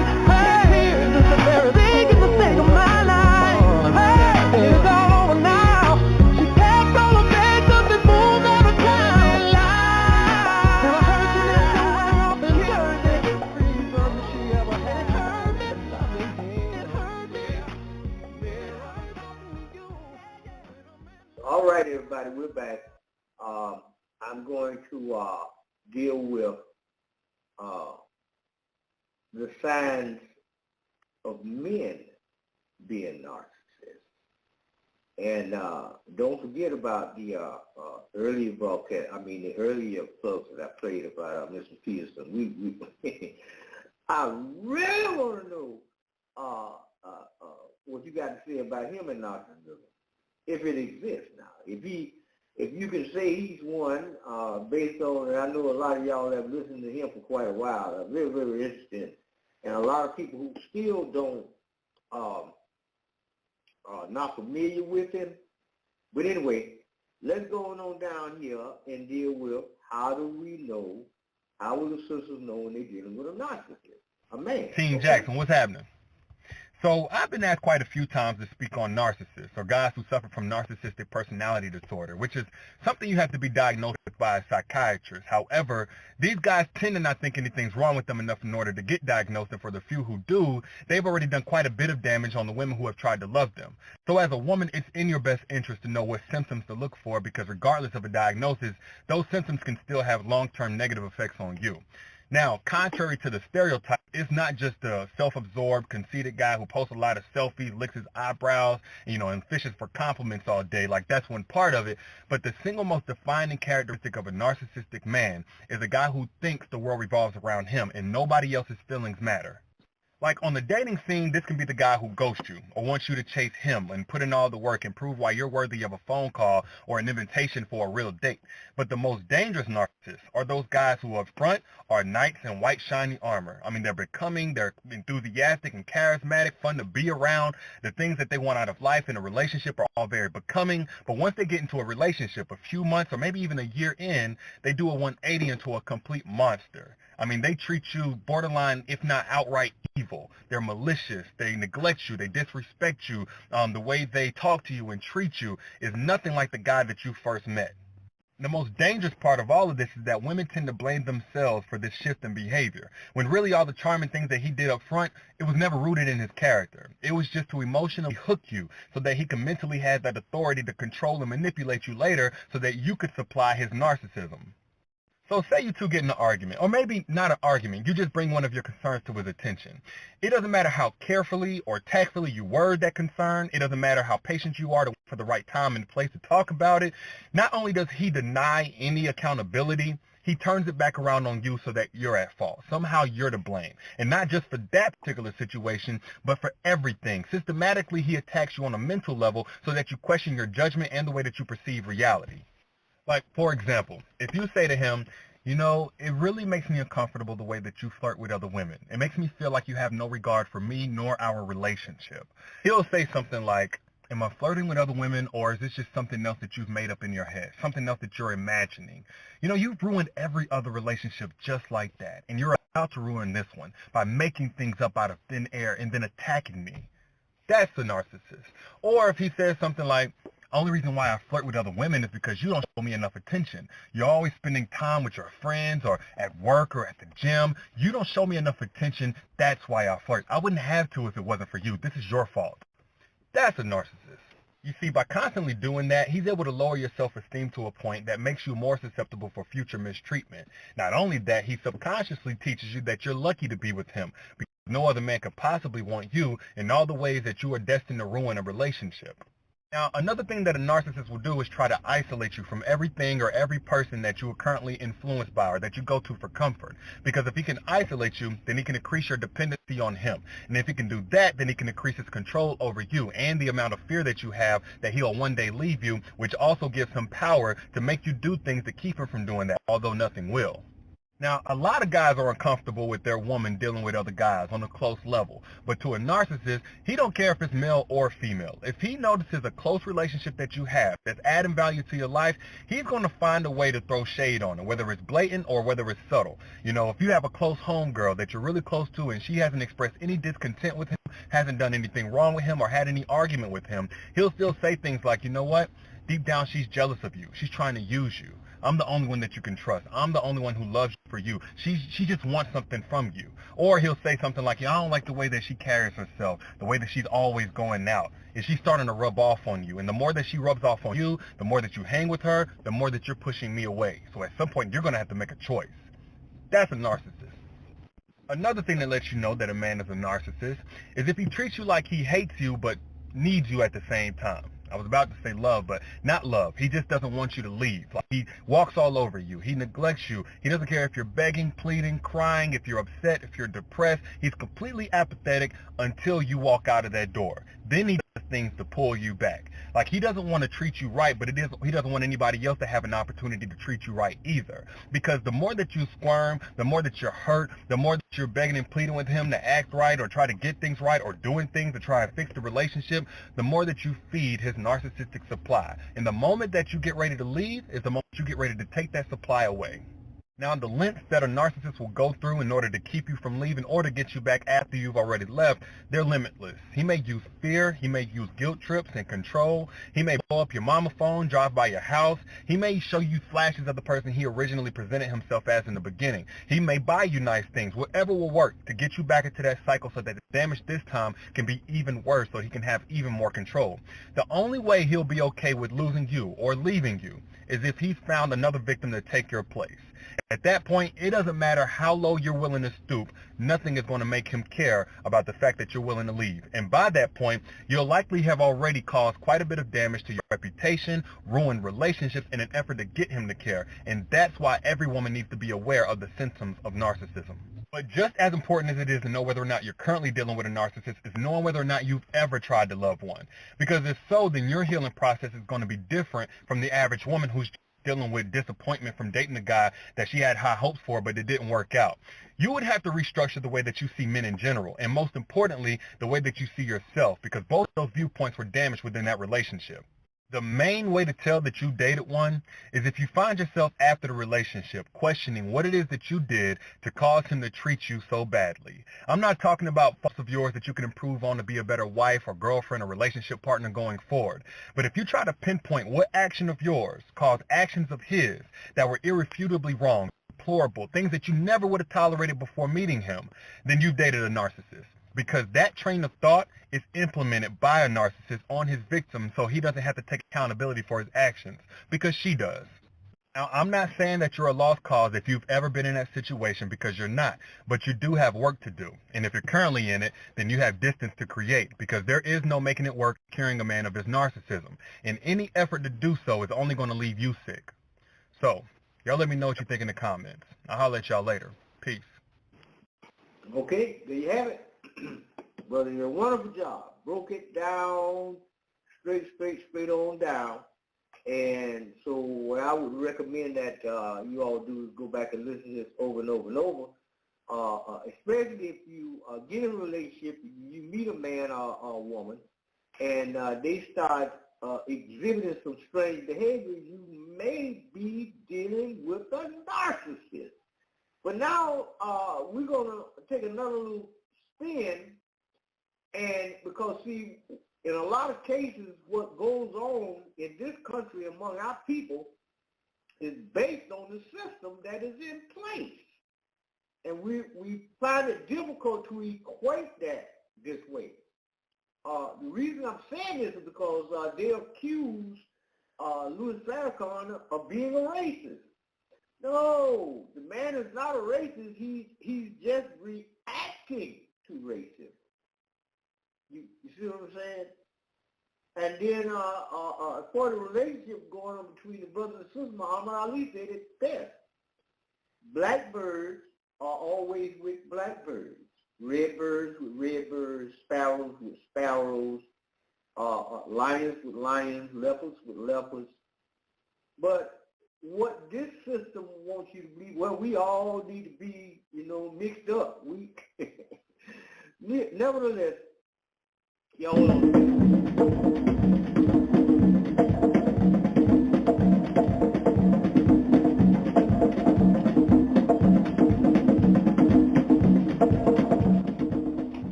This is the part one of a two-part series entitled Black Man, White Woman. Significantly, it was not entitled Black Woman, White Man because in the last 10 years, the statistics indicate that there is a significant increase in relationships between black men and white women and a significant decrease in relationships between black women and white men. With me to discuss this very volatile issue are two leading psychiatrist, Dr. Frances Welsing, a member of the psychiatric department of the Medical College at Howard University, and Dr. Alvin Poussant, a psychiatrist, a member of the Medical College at Harvard University, and author of the well-known book, Why Blacks Kill Blacks. To begin with you, Sister Welsing, why do you believe, basically, black men are becoming so significantly attracted to white women, or is it vice versa? I'd like to turn it around.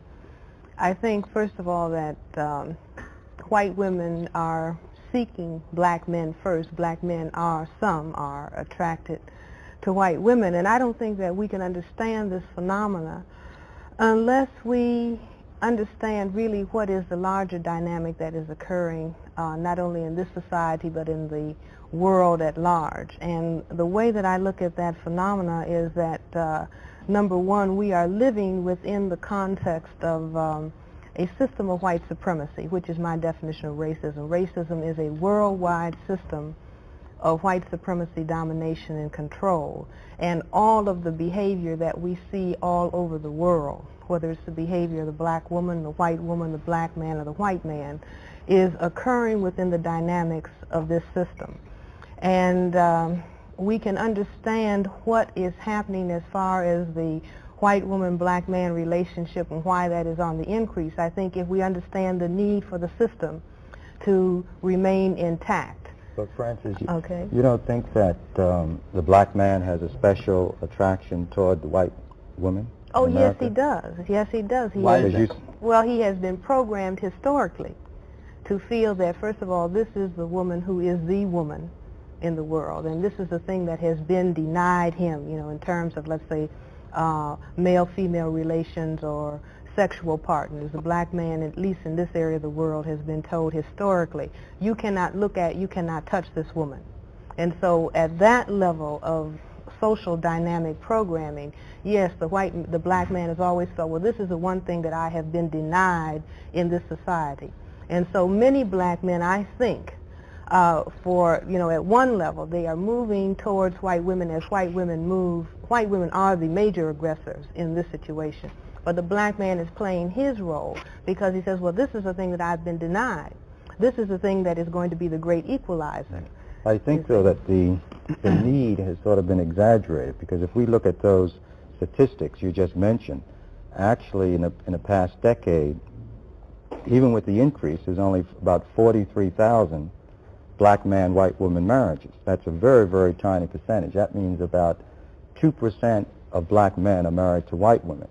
Now, if we had accepted the propaganda, that is the white propaganda, that all black men desire a white woman and they want to marry your daughter, you would expect the incidence of the marriages to really be increasing at a much greater rate. I was going to ask, does it mean that that the fact that if we accept the fact that black men do feel that white women are preferable to black women, are we saying that their behavior in the context of standard behavior is normal or abnormal? Well, I don't like to use those terms. I would prefer to understand the phenomena. For example, if we start labeling behavior, like, for example, homosexuals don't like to be called pathological, for one thing. And I think that it is more useful if we say, well, let us try to understand the phenomena of homosexuality, as opposed to saying, well, now that's sick, and then people get turned off and they don't spend time trying to understand the dynamic. In the same way, I don't want to look at the phenomena of, cross-color sexual mating or marriage or whatever. And in terms of pathology, I would rather say, well, let's try to understand what actually is going on. But you call the white woman the aggressor. I say that she is aggressive because we live in the context of a white supremacy society in which white people are the dominant group. They are the people who control the power. We are the oppressed people. We are the people who are victims of that system. Just like, in terms of history, it was just a short 2 months ago in terms of the whole historical span that black men were being lynched for looking at a picture of a white woman. Do you see? And now we are told, well, now everything is opened up. Well, I want to understand, well, why is it that everything is opened up? I think everything is opened up since black men started talking about black power. You see, when black men start talking about black power, then that says, well, all right, maybe there will be a challenge to the system of white supremacy domination, not only in this area of the world, but all over the world. So the white supremacy system says, all right, well, now what do we do to, you know, get these people back in control? And what do we do to get them back in check? That is a black man. Well, we'll lay our ace trump card on them, which is a white woman. In other words, you see, which brings the I black think man then back within the context that the white supremacy system is going to work for you. See, we've denied you this, now you have it. But on close examination, in spite of all of the black-white marriages, the black-white sex that has occurred throughout history, in the last 500 years there has been no serious tampering with the maintenance of white supremacy, certainly not through the bedroom activity. Do you see what I'm saying? But in other words, it throws people off balance. So in the, words, the white woman is still, I think, in a position of psychological dominance. Right. And so far as she is, that's a form of white supremacy, and that the black men are frequently responding to her dominant position, the fact that she is considered a superior status object in a society. But getting back to this point Well, let me ask the question before you move to ahead. that. Then if we accept that, are we saying that the black men who marry white women are asking for dominance from a female? no, the black men who are married by white women. But the trend you continually... No, I think that they're looking for status. The black men are looking for black status. men are looking for status whether they are aware of it or not. In other words, as long as you have white supremacy domination any place in the world, whether it's Brazil, whether it's Hawaii, whether it's Japan, any place, you name it, that as long as the people of color are the people who are oppressed, then when a marriage occurs, in other words, the dominator says, I will pick you amongst the victims who I dominate to marry you, then the victim says, oh goody, this means I'm in. Well, that's true, but if I can ask this question. Okay. It seems, the way you are framing your analysis, that the almost total blame, if we can use that word, for interracial marriages is because of, one, white society vis-a-vis white supremacy. Seeking to maintain itself. And two, white women being the aggressors. You seem to be saying, and I'm asking a question, that black men are just blameless and they're sort of like the victims of something that they have no control over, or that they have no need to be married to a white woman for some perhaps pathological basis. No, let's say, for example, if you set up the conditions for the development of a sadomasochistic relationship, then the masochist as well as the sadist is a part of that relationship, and they are playing roles that they have been conditioned to play. In other words, a person who is a masochist seeks out the sadist because then they could play their sort of dual game, their mutual reciprocity together. Now, within the dynamic of the system of white supremacy, you have, for example, many of the white women who are with black and other non-white men are actually, I believe, having a dialogue with white men. How does that work? See, the dialogue goes like this according to my analysis. First of all, the white women, we have the women's liberation movement, which is a dynamic of white females. Okay, they are asking for liberation out from under the white male. All right, now within the dynamic of the white supremacy culture, you also have penis envy. In other words, the white men have been perceived as being dominant over the woman. And so the woman says, well, I wish I had a penis. Okay, so what does she do? She says, well, I'll go out and get one that's supposed to be more powerful than yours, but I'm going to control it because we are white and we control all of the non-whites. So she goes out and she selects, and all this is unconscious, you know, activity, if you will. She goes out and selects a non-white male, be he black or any other non-white. Then she is walking down the street, or they can go to the, you know, justice of the peace or the priest or be married. And anytime a white man sees that, she is communicating to him, see, I've got one because I am in control of this. But I don't think we can, you know, generalize to that extent. I think that that's a theory. But it's getting back to the question when we present arguments that way, is whether the relationship between black men and white women are pathological. Now, Frances said she doesn't like to think of it in that framework, but the fact is that a lot of psychiatrists have presented or said that interracial relationships in marriage stem from a type of negative psychological position or some type of pathology because of the racism in society. They'll say that the racism distorts people's minds so that frequently you'll get, say, a white woman attracted to a black man for the wrong reasons or for racist reasons. She may see him as inferior. That might turn her on. Or she might see him as a black stud. That may turn her on. All of these are racist perspectives. Or the black man can get attracted to the white woman because she's supposed to be superior, and he wants to be part of that whiteness. In other words, she's sort of anointing him or helping him to feel a sense of self-worth by his involvement with her. Well, I wouldn't argue with any of that. But yeah.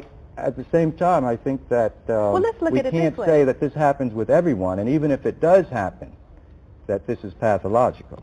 Well, let's look at it this way. Motivating Let's say, for example, white men and white women have many difficulties in terms of marriage, all right? I mean, there's a lot of alienation that is going on just within the white group itself, within the whole total context of the white supremacy system. Black men and black women have serious problems in terms of the marital relationship. Now, either we say that all of these people are sick because of, various problems, or we can say, well, now let us look at the total behavioral phenomena that is occurring within a social system.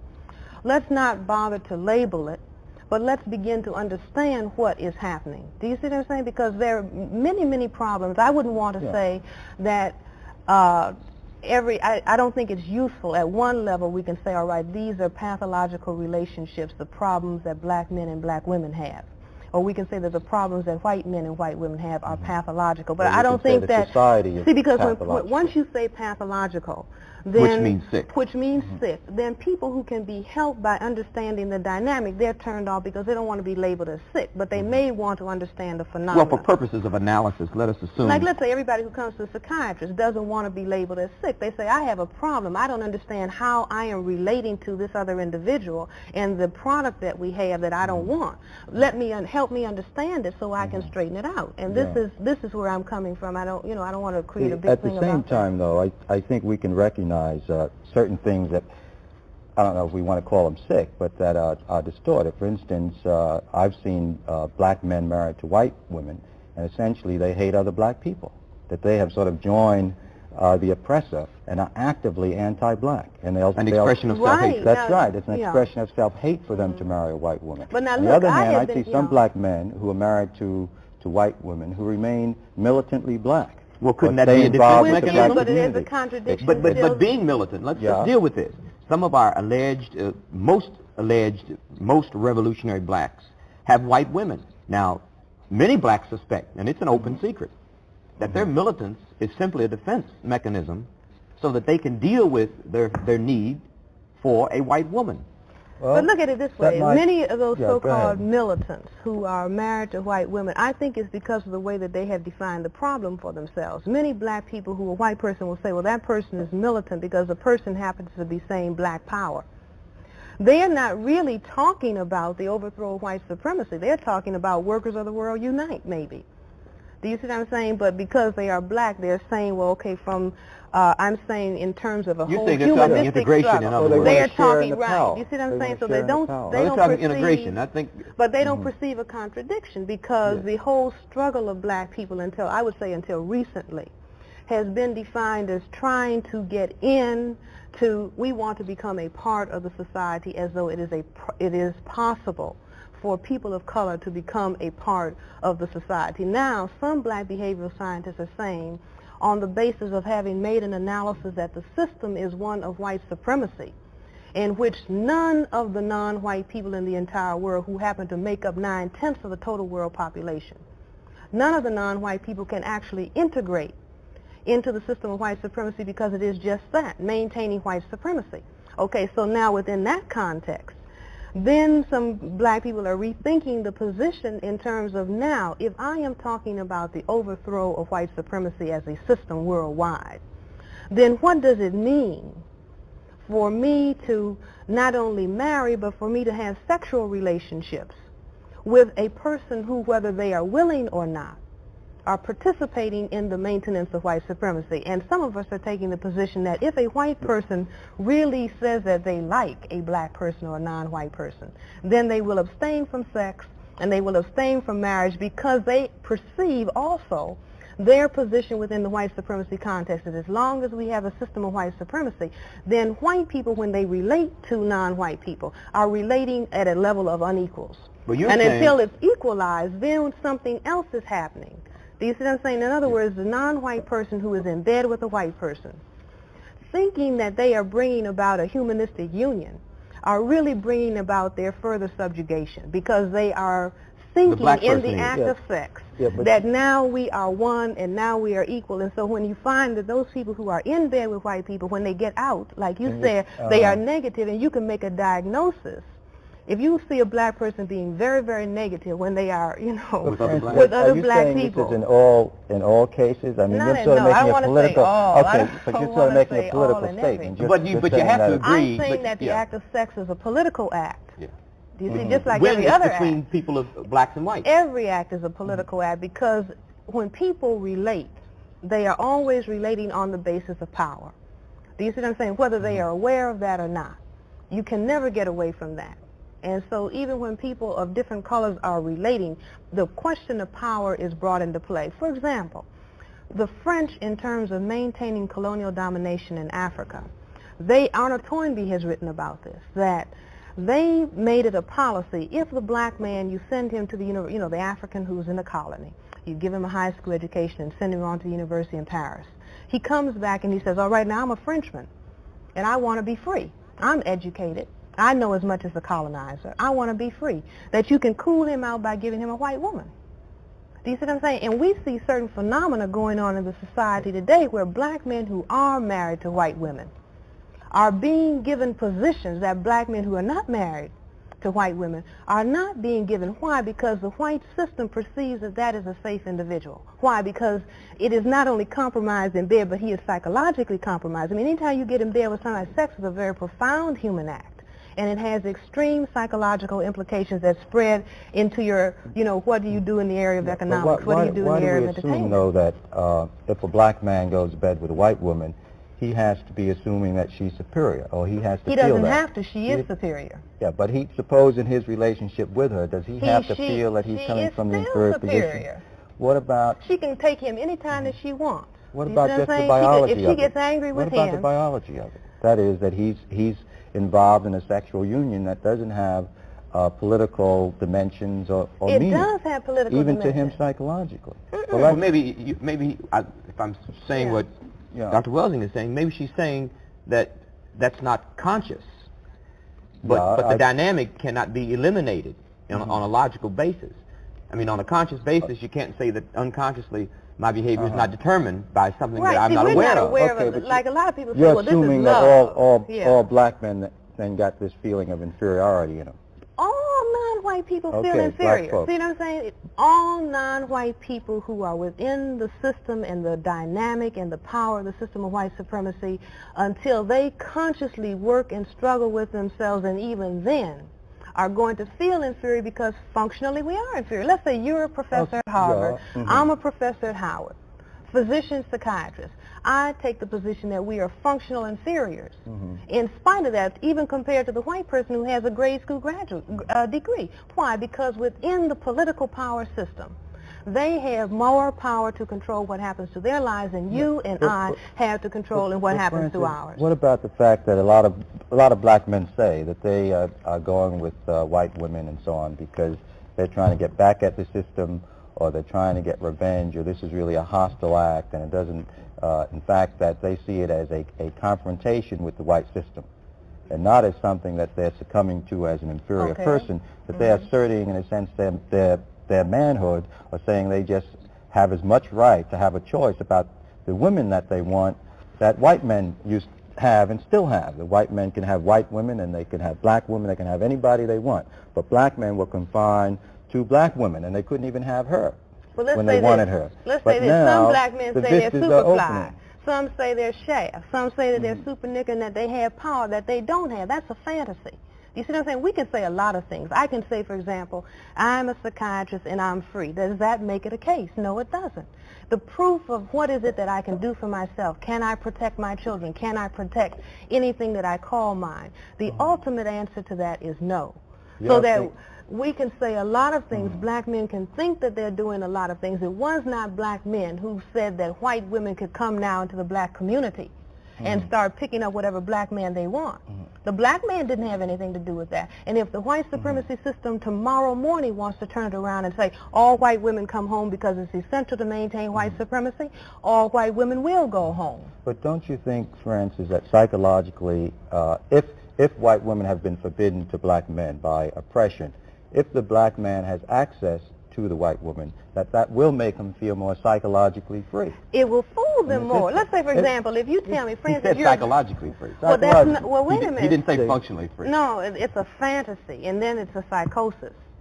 Is Do you right? see that? What Right. do you In mean other by words, if you psychosis? are operating, just like they tell us in That psychiatry, means a loss of contact if with you reality. are functioning, if you are functioning on something that is not reality, then you've had it. Well, Okay? Now, but this is something that the white supremacy system understands. You see what I'm saying? They understand. Well, now, we programmed these victims to feel that if they get a white woman, they will have it. Like a black cat told me who was graduating from graduate school at Harvard, that marrying a white woman was a part of the Harvard degree. In other words, I'm really in. Do you see what I'm saying? Part of All right. ascending upward in All right. in the Now, system. the system has in his programmed us mind, to think that. Just like it programs a black woman to say, all right, if you have a white man, that really means that you are in. Nonsense. Do you see what I'm saying? Because white supremacy is going on. And white supremacy will go on and victimize your children and your offspring irrespective of what you were doing in your bedroom That's activity. true. And the white supremacy system further would like the non-white and the black man to think that his phallus or his penis, if you will, is equal to an M16 rifle, which is what he maintains power with. But Francis, you don't think it's possible for a white woman and a black man to be involved in a relationship as individuals without all of this stuff? No more than it is for a black man and a black woman to think that they have got... all these things we don't going know. on. In other words, when the black man and the black woman decide that they are in love, you know, all those feelings that we call love. What we call love is just that historic programming, you know, what parent we were tied to and whatever dynamic was going on, and then we go and pick somebody who turns on those same feelings. And we call those feelings love. But that doesn't, just because we call it love and then glorify it, doesn't mean that we cannot understand how those feelings got programmed in that way. And so a black man and a black woman, particular people who've had particular experiences, meet on a sunny day and they say, we are in love and we want to go off and get married. As though white supremacy as a major dynamic in the world has disappeared. Oh no. But we don't have proof that most black men are programmed that way. Do we have 9/10 of the people in the world controlled by white supremacy? That's true, but we don't have proof Well, wait that a the minute. black What does man that mean? is programmed. What does that mean? That is, we don't have the statistics to validate black men all wanting to rush after white women. Wait a minute. Let's be honest. If we look at what is the dynamic that goes on in the so-called black community or more amongst black people, what is still, you know, in the quiet recesses of our thinking, what is considered as beautiful? Still light skin and still straight hair. Well, what does that mean? See, that just means that the black mother who trained her son, you know, I have a friend who says that his mother programmed him down in Oklahoma, you know, just looking out the front porch. To the girl, black girl who was light-skinned, straight-haired, there's a beautiful girl. To the black-skinned girl with the kinky hair, she wouldn't say anything. Do you see what I'm saying? So that kind of programming, this is what I'm saying, that all of this goes Gets involved in love. All of this is involved in love, who is a suitable choice, what kind of woman does a professional man marry. You see, you can just survey. All we have to do is look at the phenomena of the social laboratory. That's true. And say, well, who are the people that particular people pick to marry? And we can understand that the dynamic of white supremacy is intact even when a black man and black woman are in bed. I've talked to black men who say when they're in bed with black women, they're thinking about Doris Day. Oh, really? I mean, well. But Dr. Busan, you must admit that there are some black men this is nothing to be ashamed of. We have got to stop being ashamed exclusively of don't truth. like any female who is not white. Now, I'm sure that you would have to have one constant, wouldn't you? Yeah, if a man who is black doesn't even look at a black woman and looks at nothing but white women, and then isn't that significant? I mean, wouldn't that be significant enough to be a non-generalization? Significant, but see, I don't know if we can relate it all as clearly to sort of political you know, the white supremacy. Hey, but For instance, okay. let me take it down to a personal level.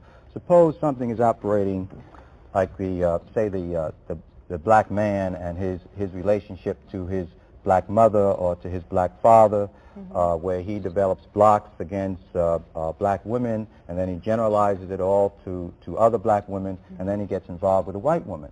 Now, that doesn't mean that he's necessarily indulging in any form of white supremacy necessarily. He's not That is, indulging in white supremacy. you can't assume that He's his indulging in rejection of victimization. his black mother is because she's black. He may be rejecting her for all sorts of other psychological reasons. Let's go down and See? look at that. Let us look and at... that the white woman is just happens to be there where he can displace that on. This is very common phenomena amongst our people. May I interrupt you? We're going to continue this next week, and we don't want to lose it. Next week, we're going to continue part 2 of Black Man, White Woman, and a couple of things we're going to discuss with our same panelists will be why so many prominent blacks marry white men and why so many prominent black females in particular marry white men. To begin this second part of what was a very exciting first part, I'd like to throw the question out. What has the increase in relationships between black men and white women done to the relationship between black men and white women, in black men and black women?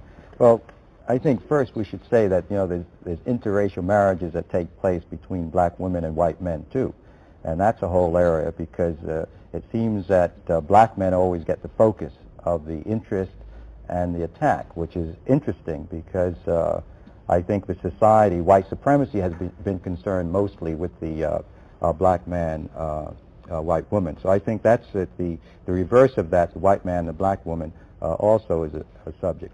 There's no question, it seems to me, that black women, from what I can see, all over, are very, very upset and threatened by the growing relationships between black men and white women, and that they oppose it.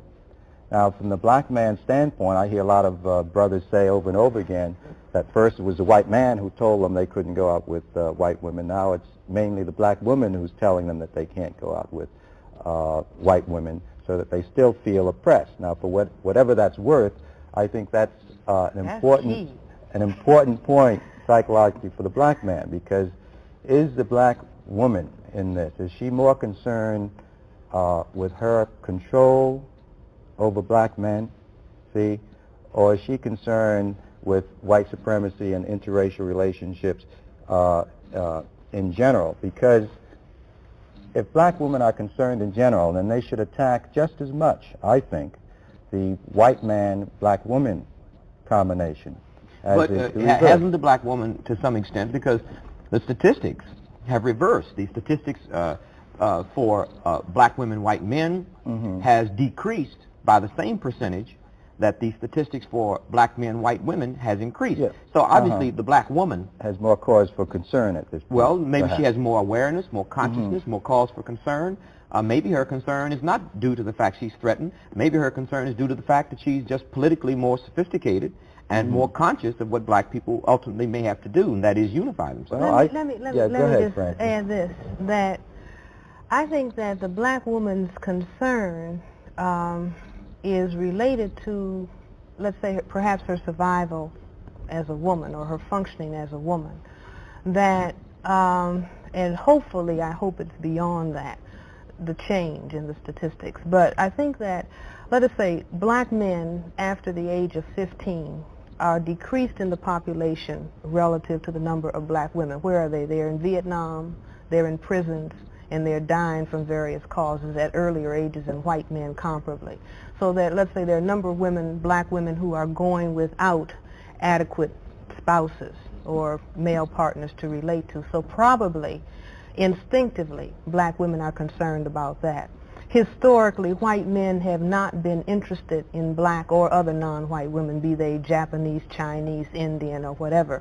They have been interested in sexually exploiting black women, but not really taking them to the altar, let's say, to marry them or to really fully respect them. So perhaps black women are responding to that.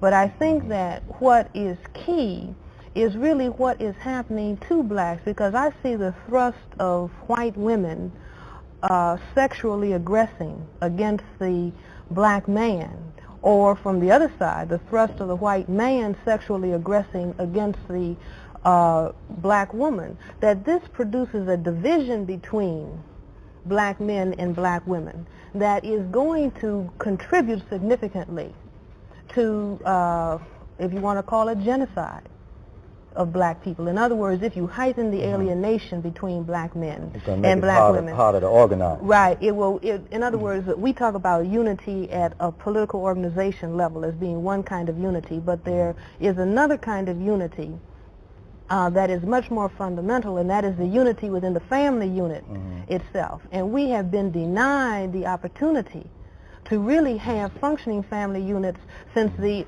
the really onset of white supremacy. Let me ask one question. Let's talk about the contemporary family unit of a interracial couple in today's American society.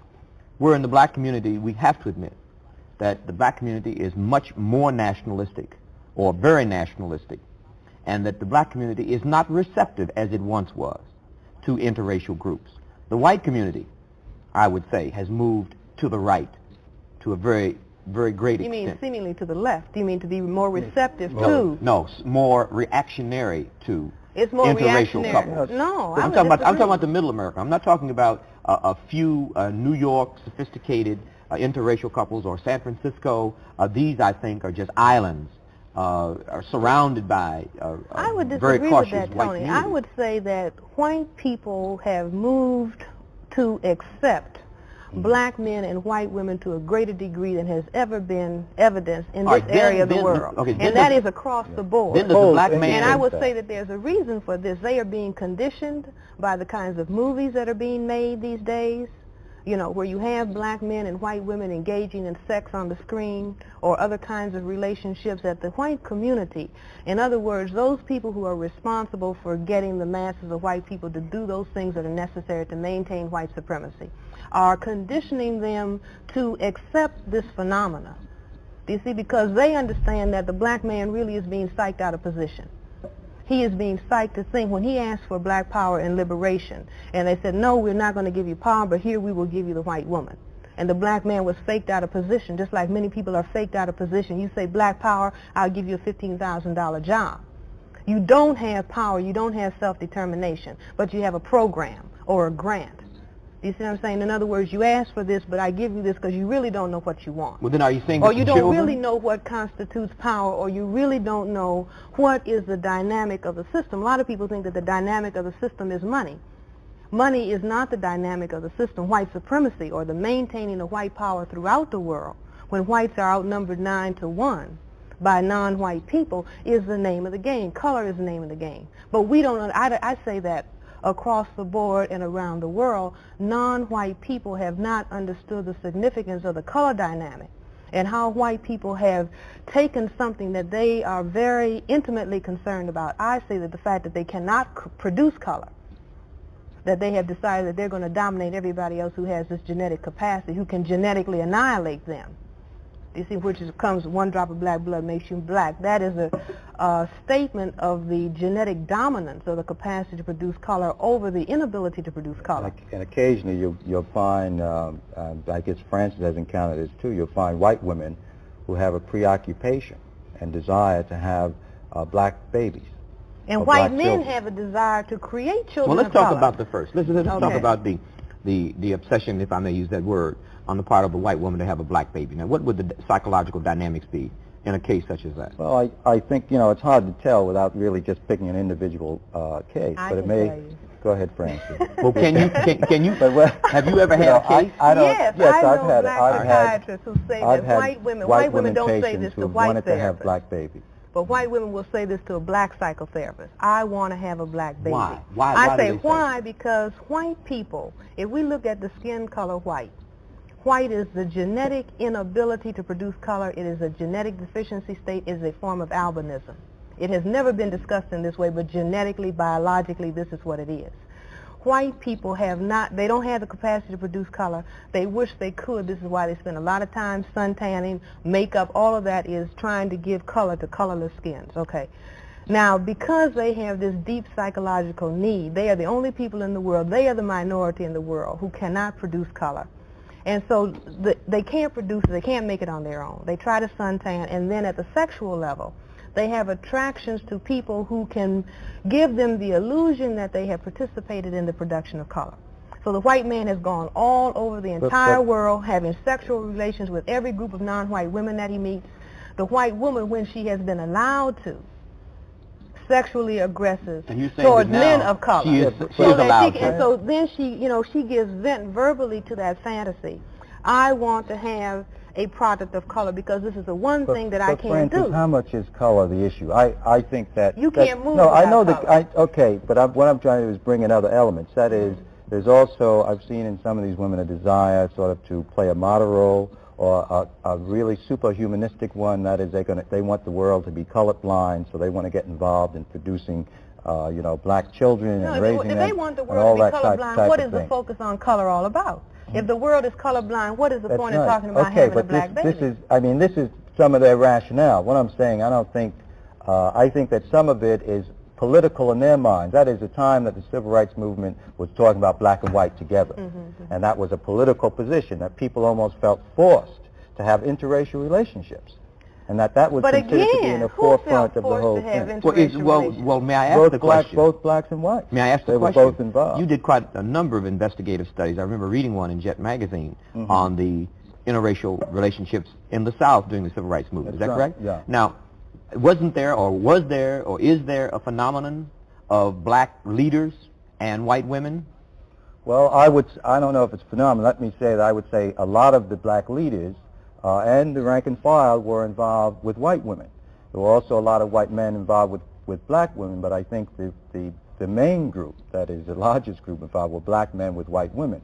And that this created a lot of problems. And I think it had a lot to do with the development of the black consciousness movement. Well, didn't it have a lot to do... What did it have to do with it? Wait a minute. See, there are people, for example, who are looking at the thing that has cut significantly into the quest for black power that went on in the 60s has been the unleashing of white women and saying that now you go out and have relationships with a black man to cool him out. Yeah, it had political significance. All right. No question about it. Let's say, for example, the white woman, if you talk to women who are the furthest left, white women, who are in the women's liberation movement, peace movement, or any anti-war movement, if you say, look, what about eliminating white supremacy as a system? They have no use for that. They have no use even for the black man outside of the context. Say they will, but I don't know Wait how a much minute. they're doing. It has been my experience. Maybe yours is different. It has been my experience that white women will talk about in the war in Vietnam. When you say, well, that's the war to maintain white supremacy, then they don't want to have any trouble with looking at it in that way.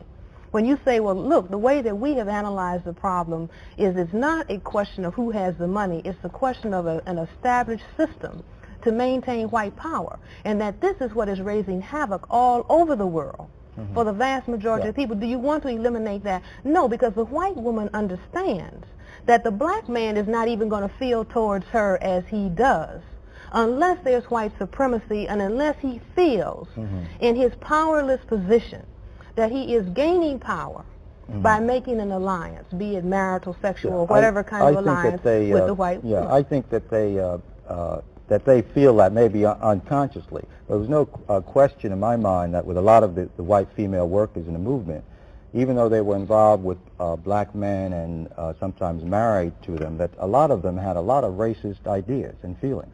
That is, frequently the attention of the black men made them feel very special.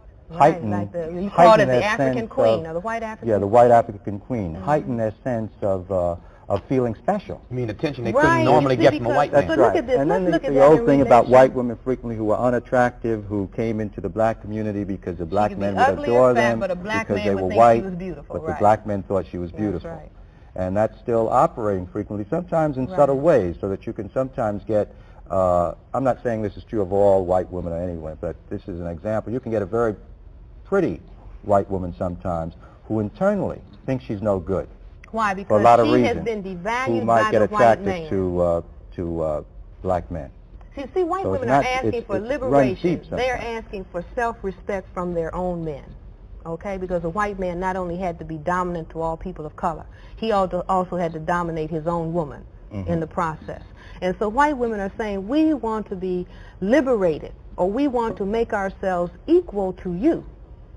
You see, I think that that is the major dialogue that is going on. The white woman is saying she wants to be... Don't some of them want to rid themselves of the racism? Isn't this important, no, particularly see, no, that's when like, they're raising their children? I mean, no, they don't want to rid themselves of privilege. Which you see, and this is why there was a study done recently where white women are still teaching 3-year-old, 2-year-old white children that it's no good to be black, and that black people are niggers and this and that and the other. But what about the white parent of a black child? I mean, that white parent would have a vested interest in at least trying to deal with their racism so that they will raise their children unscarred. You would think that. Now, all of us know, people from interracial homes. I mean, they're not all, brainwashed into being white.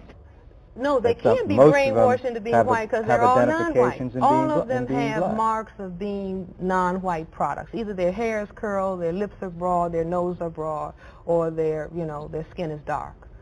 Black genetic material is always going to leave its mark. And the children are always non-white. And the children that I have seen, many of these children have more hang-ups about not being white, you see, than black children who may be the same hue.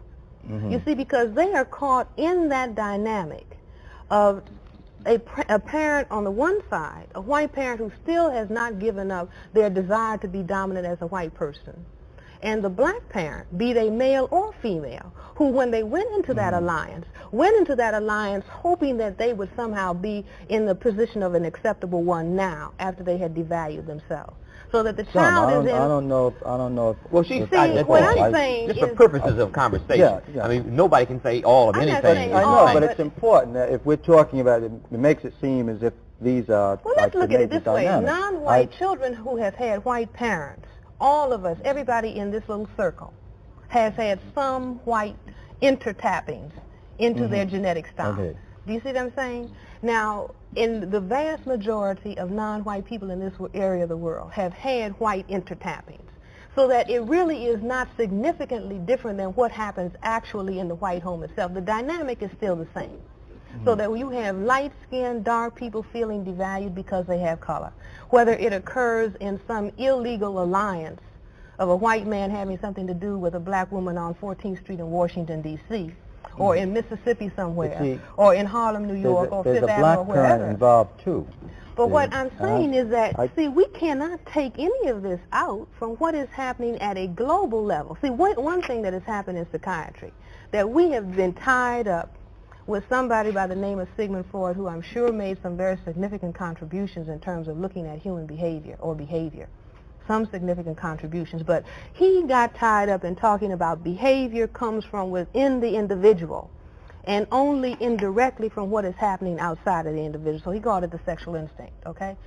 But there are other people, fortunately, now who are coming along. While we have time. Yeah, but we're not completely controlled, by the externals. And I would like to think that we have some power over determining and understanding the processes that affect us. While we have time. But I don't consider myself a complete sort of a robot who's affected by racism and don't understand it. And I think a lot of people like that, both some whites, but not a lot of them, and a lot of black people can understand or feel what's going on. And I think that's why you get some black men who are very aware about a lot of racial things in their blackness, who may get involved in those situations, particularly in the past. And you have some who are on the opposite extreme. Right. But it's not like we're all... Yes, all right. Yeah, we would never resolve that very deep psychiatric problem.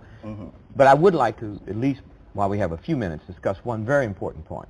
And that is the significant phenomenon, and Dr. Poussin, I'm sure you will agree with us in an overgeneralized way this time, the significant phenomenon of well-known, I will not make well-known synonymous with prominent, black women who, particularly professional entertainers, who consistently marry white men in large numbers and one white man after the other. And I would like to know from either or both of you how you view this dynamic. I say that they're not marrying the men. The white men are marrying them. Okay?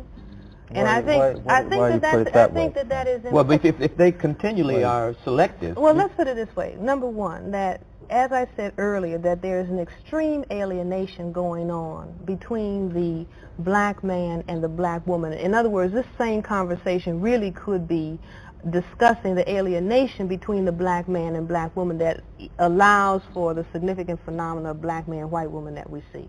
All right. Because there is that alienation, then black women and black men all across the economic board, no matter whether they're on welfare, whether they're making, you know, $150,000 a year probably as an entertainer, are having problems in terms of their relationships with each other. Now, some women who, you know, they may be in the limelight or they may be considered beautiful, a star or something like that, all right, they have been frustrated in many of their relationships. If you take all of those entertainers, if they start telling you that they started out relating to black men and they had a number of kinds of problems, and so now, well, I don't want to say you didn't, no, you didn't fail us. Okay, you didn't fail us. The white supremacy system is just beating all of us. Now, black men will say that too about black women, that black women have let them down. Right, well, you see what I'm saying? It's just like the Julia syndrome. You know, Diane Carroll and the Julia. Black women have been programmed via TV and everything else. You don't need a black man. You just need a white man to give you a job. At the same time, they're saying to the black man, you don't want a sapphire. She's too argumentative. She talks too much. You see what I'm saying? What you need is a white woman. Now, what does this produce? This produces maintenance of white supremacy. Why? Because you have divided and conquered the black man from the black woman. Just like you divide and conquer non-white people I have to all make over this the point, world. if that's true.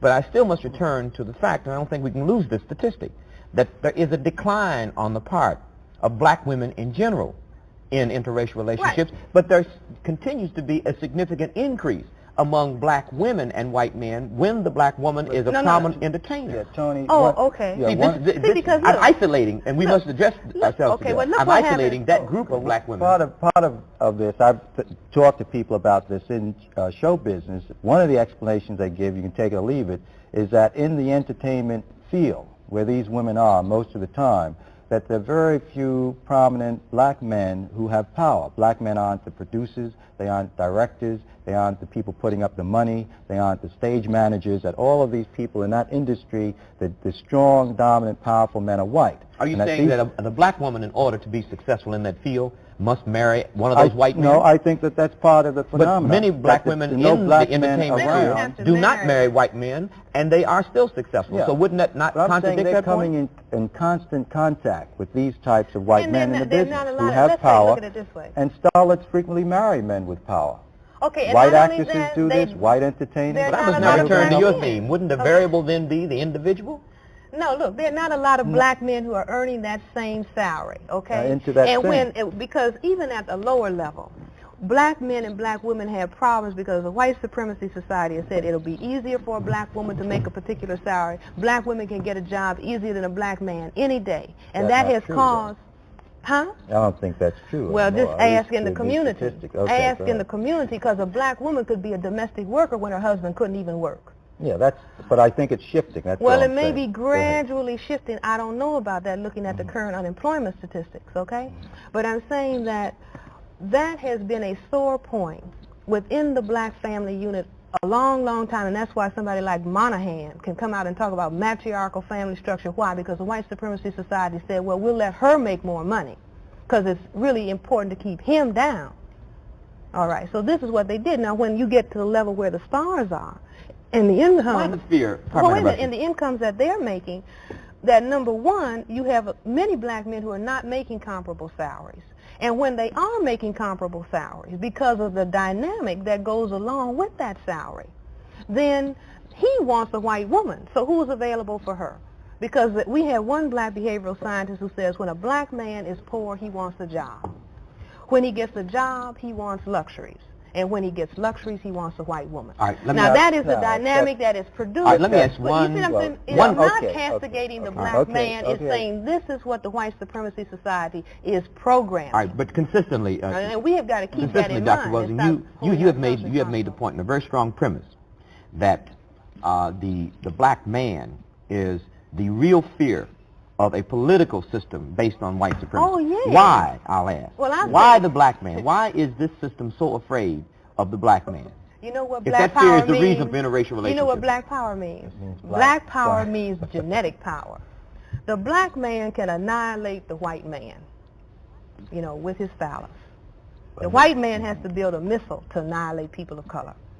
By that I mean this, that I think that the fundamental thing that is frightening white men and has frightened them since they were created as genetic mutations is that their appearance can be annihilated by the black man, especially the man who can create the most color, which is the black man in the whole human family.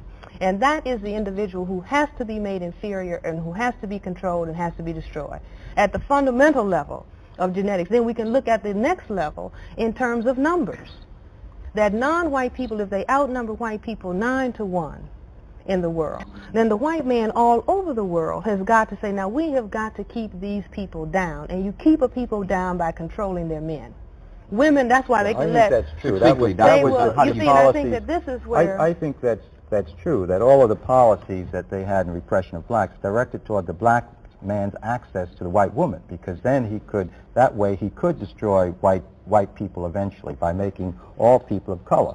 Whereas the white man, his access to the black woman produced children of color, but they were black children. No, the white woman is that all of the children of black and white are non-white. Yeah, whether it's the male or whether it's the male white or the female white, the children whatever. are all, the children are all brown. But okay. That's why they wanted to protect the white woman against the black man. Not to protect her, to control the sexual activity of the black man. You see what I'm saying? Right. Not in to protect, relationship but to the white woman. That's important. In other words, the genetic material of non-white men in the world has to be controlled if we don't want the disappearance of white people. And white people, even though they don't like the fact of skin whiteness, proof their quest for suntans, okay? Even though they have psyched themselves into the position that white is beautiful, although they don't really believe it, then they don't want white appearance to be annihilated because now you have a worldwide system that's 500 years old of white domination and white privilege. And it's easier to control black people. Thank you. Thank you very much for a very, very interesting interview and some comments.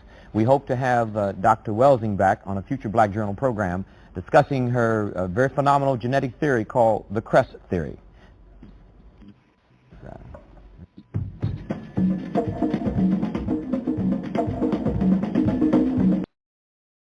All right, everybody, we back. In my opinion, that was a very, very powerful interview. If you can understand what the sister was trying to tell you, regardless of what's going on, let's look at it like this. Let's say you're going to create a painting, and you're going to paint an animal, or you're going to create a man, or you're going to create a woman, you're going to paint a car, or object, or bird, or some type of object.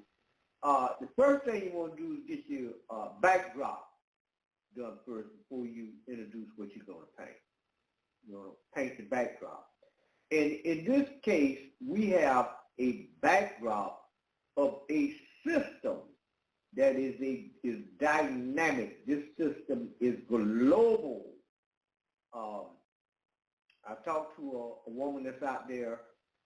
She's in Cairo, Egypt right now, and it's rare for you to see a person of color, a person that you consider a black, a Negro, or African.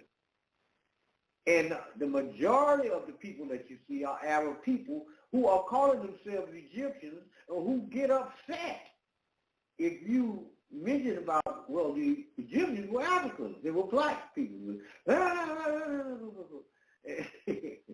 This thing is dynamic. It is worldwide. It is a worldwide system, globally.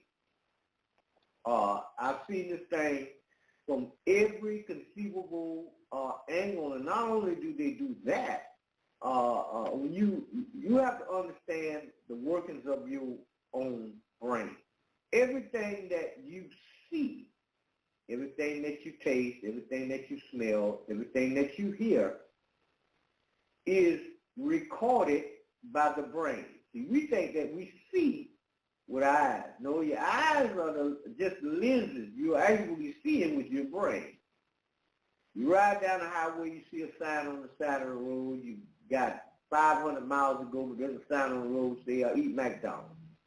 Then you see another sign that says, we eat McDonald's. You got another 100 miles to go.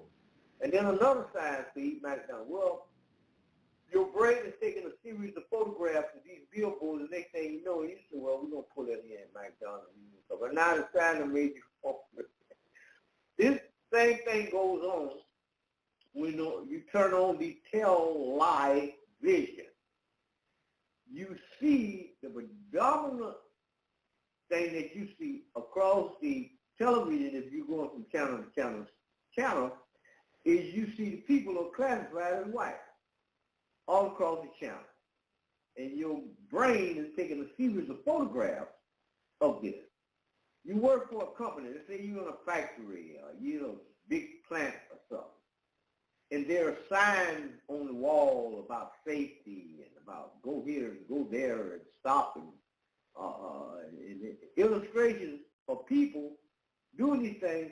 All of them are white.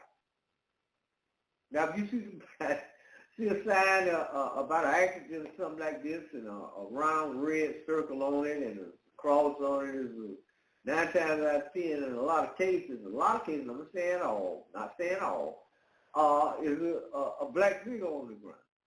But perception of what you see and what you smell and what you taste and what you hear is a major thing, and you have to control that. And that's why it's important for you to engage in 3 things: reading, writing, and arithmetic. And it's very, very important for you to make sure that your children understand this. And you train them at an early age when their brains are young, and you get them introduced to, when their little minds are absorbing information, something that looks like them, if they must look at the tell-lie vision, and so on and so forth. But I want you all to comment on what you heard here this evening. And I'm going to take another little quick break, and I'm going to do not all, but do some of the next segment that I have for you. So we're going back to this narcissism. Hi, I'm Tarhaka. You know, there's a difference between what you believe and what you know for a fact and can prove. I live in the private and can prove it. I've exercised my freedom of right to travel and can prove it. I don't have a mortgage and can prove it. And much, much more. And so does many other people across this country and abroad who are secured party and creditors living in the private. Debt is a burden. It causes people a hard time in life. They can't live live in peace fast enough. Contact me at tarhakadebtelimination.org. You can call me and I'll answer the phone. Leave your email information on my website and get my free report. That's tarhakadebtelimination.org. Get out.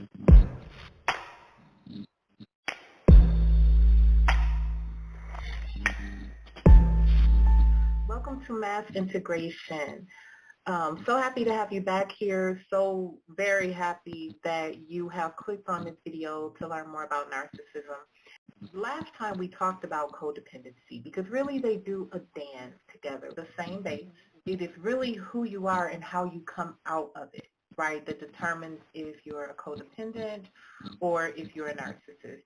Some people can just have narcissistic qualities, but there's an actual narcissistic personality disorder, which is unbelievable when you look at the traits and see how this actual disorder plays out.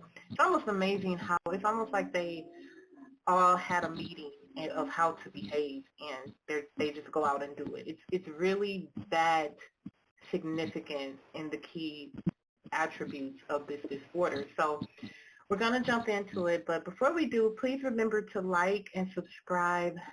We are just getting started with our YouTube channel and our organization, and very happy to bring this information to you. Mass integration is really about the melanated community.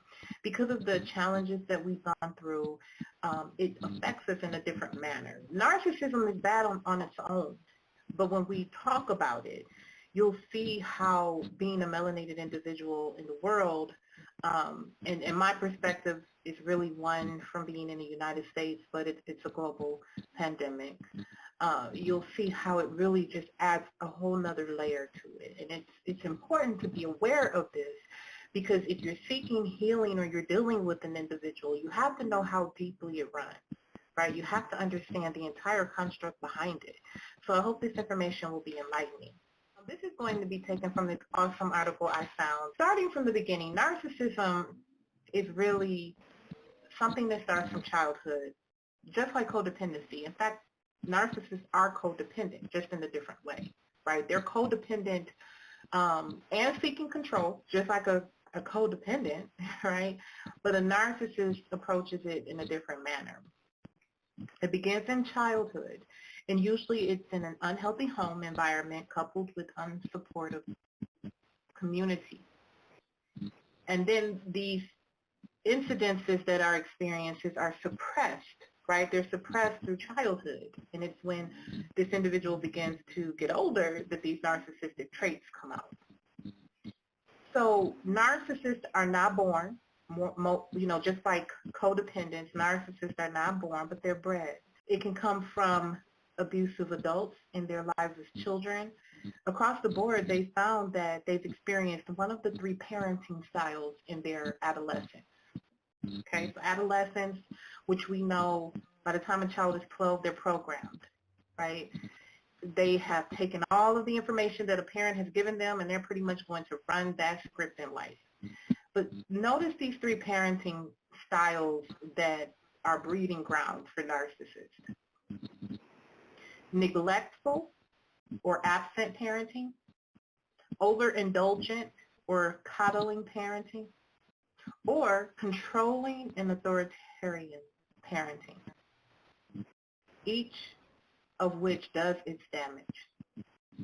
So we have to think about this, especially from a melanated point of view. And if you're watching this and you're melanated, you will understand the culture behind it, right? Because a lot of times we do things out of history, tradition. My parent did it, I'm going to do it to my children. And, since mom and dad did it, it has to be right. That's how they did it, that's how I'm going to do it. But really, I want you to just take off that mentality just for this video. You can put it right back on afterwards. I hope you don't. I hope you consider some of the things I'm saying. But just for a moment, I want you to hear what I'm saying, because we're talking about children. And at one point, you were a child, innocent, not even really running toward bad. You were really an innocent child that wanted love. Children are selfish. They cry. We cry when we're infants, right? When we're sleepy, hungry, tired, all of these things. And then it's this huge thing that kids need in order to feel loved as they develop and grow. One word, and it's called empathy. Empathy. And I'm going to tell you right now that when it comes to narcissism, empathy is out the door. So let's think about this once when they're children. Why can't they express empathy in their adulthood, right? So children need empathy because it helps them know how to give it, number one. They learn how to give it to others. They develop self-esteem, and they become confident and secure in themselves. Because when you display empathy, people respond with empathy. It's a healthy interaction. Now let's think about the 3 parenting styles, right? If you're a neglectful parent, you're not modeling empathy. Or absent, it teaches your child not to model empathy. As operating without compassion allows the parent to remain absent. So if you are a neglectful or absent parent, if you were someone that had empathy, at some point you would no longer be neglectful or absent. because you would develop that empathy and compassion and realize your child needs you. And so you would be in their lives. And so think about this from a melanated point of view, right? We talk about absent or neglectful parents. Let's just start with absent parents. It is a huge family structure that exists within African American communities. A lot of times the father is absent. And I'm not here to say that's because of something within the Black community necessarily, but just systematically speaking, this world has been set up to decompose or deconstruct the Black family. So, you know, in the 60s, it was all about families. Black men were raising their families regardless, right? Fighting, protesting, and raising families. You have Black Wall Street, all of these things is once what the Black family was, but now, you know, because of how the system is, the family a lot of times consists of a single mom and her kids. And so when you think about absent and neglectful, if a parent or a mother, a single mother needs to provide for her child, she's going to have to work or she's going to have to take care of them in one way or another. Okay, that's one scenario. So you're not there a lot. You're not there a lot because you're trying to provide. Another scenario is just having a Black parent, and we're going to go into this in other videos, but there is a huge need for validation within the melanated community. Now, when quizzed, when surveyed, African Americans score pretty high. And just my humble opinion is because we try very hard not to show our weaknesses because of our generational trauma that we've had. We don't want to be seen as weak or helpless, and so a lot of times we bury the pain that we truly have. But when it comes to parents and this need for validation, you see, a lot of times we don't have, our cup is not full enough to pour into our children. You might be a parent that had a child at a young age, and, you know, maybe you were 16, 18, 20, I don't know. You had your kids, and by the time they hit adolescence, right, which is when this narcissism really starts to hit, you may be at an age where you're tired of taking care of others. Like you feel like your whole childhood or young adulthood was taken away. So you just want to have fun, right? You just want to do you. You know, especially in your 30s, like that's why grandparents are so important, because when you're in your 20s and 30s, and if you're a parent, you are really still trying to establish yourself. You may be in the midst of getting married. You may be in a marriage trying to solidify a lot of things, buy a home, build your career. There's so many things that you're doing in that age group, which grandparents, they're at a whole nother level, so they're able to really just pour that time into the children. But if you're talking about parents that are neglectful or absent, it could be for selfish reasons. There are selfish people in the world. We can't deny that. There are selfish people in the world. And there are selfish people in the world that have children. So when it comes to time, they're not generous, right? And when it comes to their issues, even generational issues of not feeling good enough and constantly, being empty, running on empty. You see, as a parent, you have to be full enough to give to your kids. And if you're not mentally healthy, we don't give to our kids properly. So let's move on to the other type of parents. Coddling parents. They don't teach their empathy either, because they encourage their children to overlook the impact of their decisions. Nor do they teach self-confidence while celebrating self-absorption. So if your child can do no wrong, they're always getting their way, there's no consequences for their actions. They do whatever and you save them. They do whatever and you praise them. They do whatever and you hug and kiss on them. Do you see the breeding ground for narcissism? Right? And a lot of times this may happen in the Black family if you have a parent that's codependent. Right? Because when it comes to codependency, it's not only about romantic relationships. You can check out the codependency video. but it's all relationships. It's how you approach the world. So even with your children, they can get away with a lot because you don't want to upset them. You just want them to be happy. You just want to give them because it validates you as a parent, right? So that's another breeding ground for narcissism.